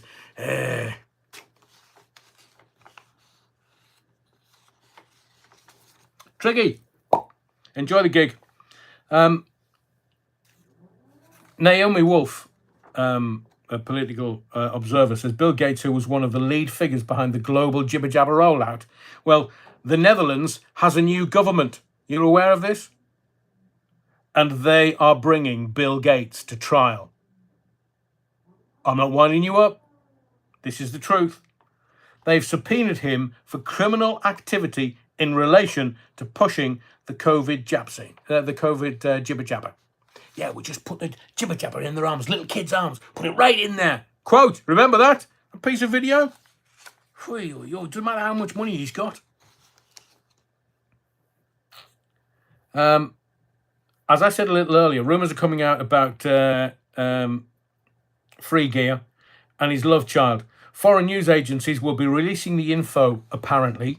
There's two women I'm saying there are two women that would have sex with him, definitely with the lights off. I wonder if Lord Ali would be jealous. This Russell Brand madness. Just go onto my Twitter. If you have a Twitter account, go and find it. You can't miss him. And he's been charged with speeding twice.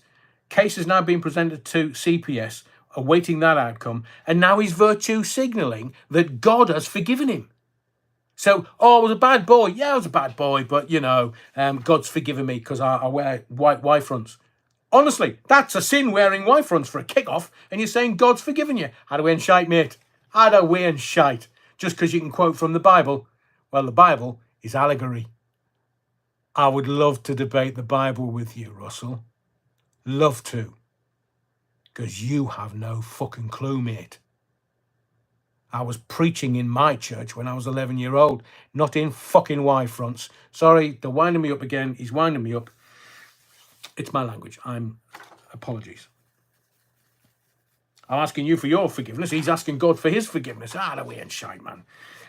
So Kamala, she's 20 million down. It's unlike me to use the word Kamala and down in the same sentence. And Germany, the German government's shite. The German government has completely collapsed. Olaf Scholz calls for a vote of confidence after sacking a minister. I mean, I do hope that Free Gear is aware before selling off our bloody gold, because they'll be at it. They will be at it. Right, I'm going to leave it at that tonight. I had so much more I wanted to tell you, but it's always better to over-prepare than under-prepare, let me tell you.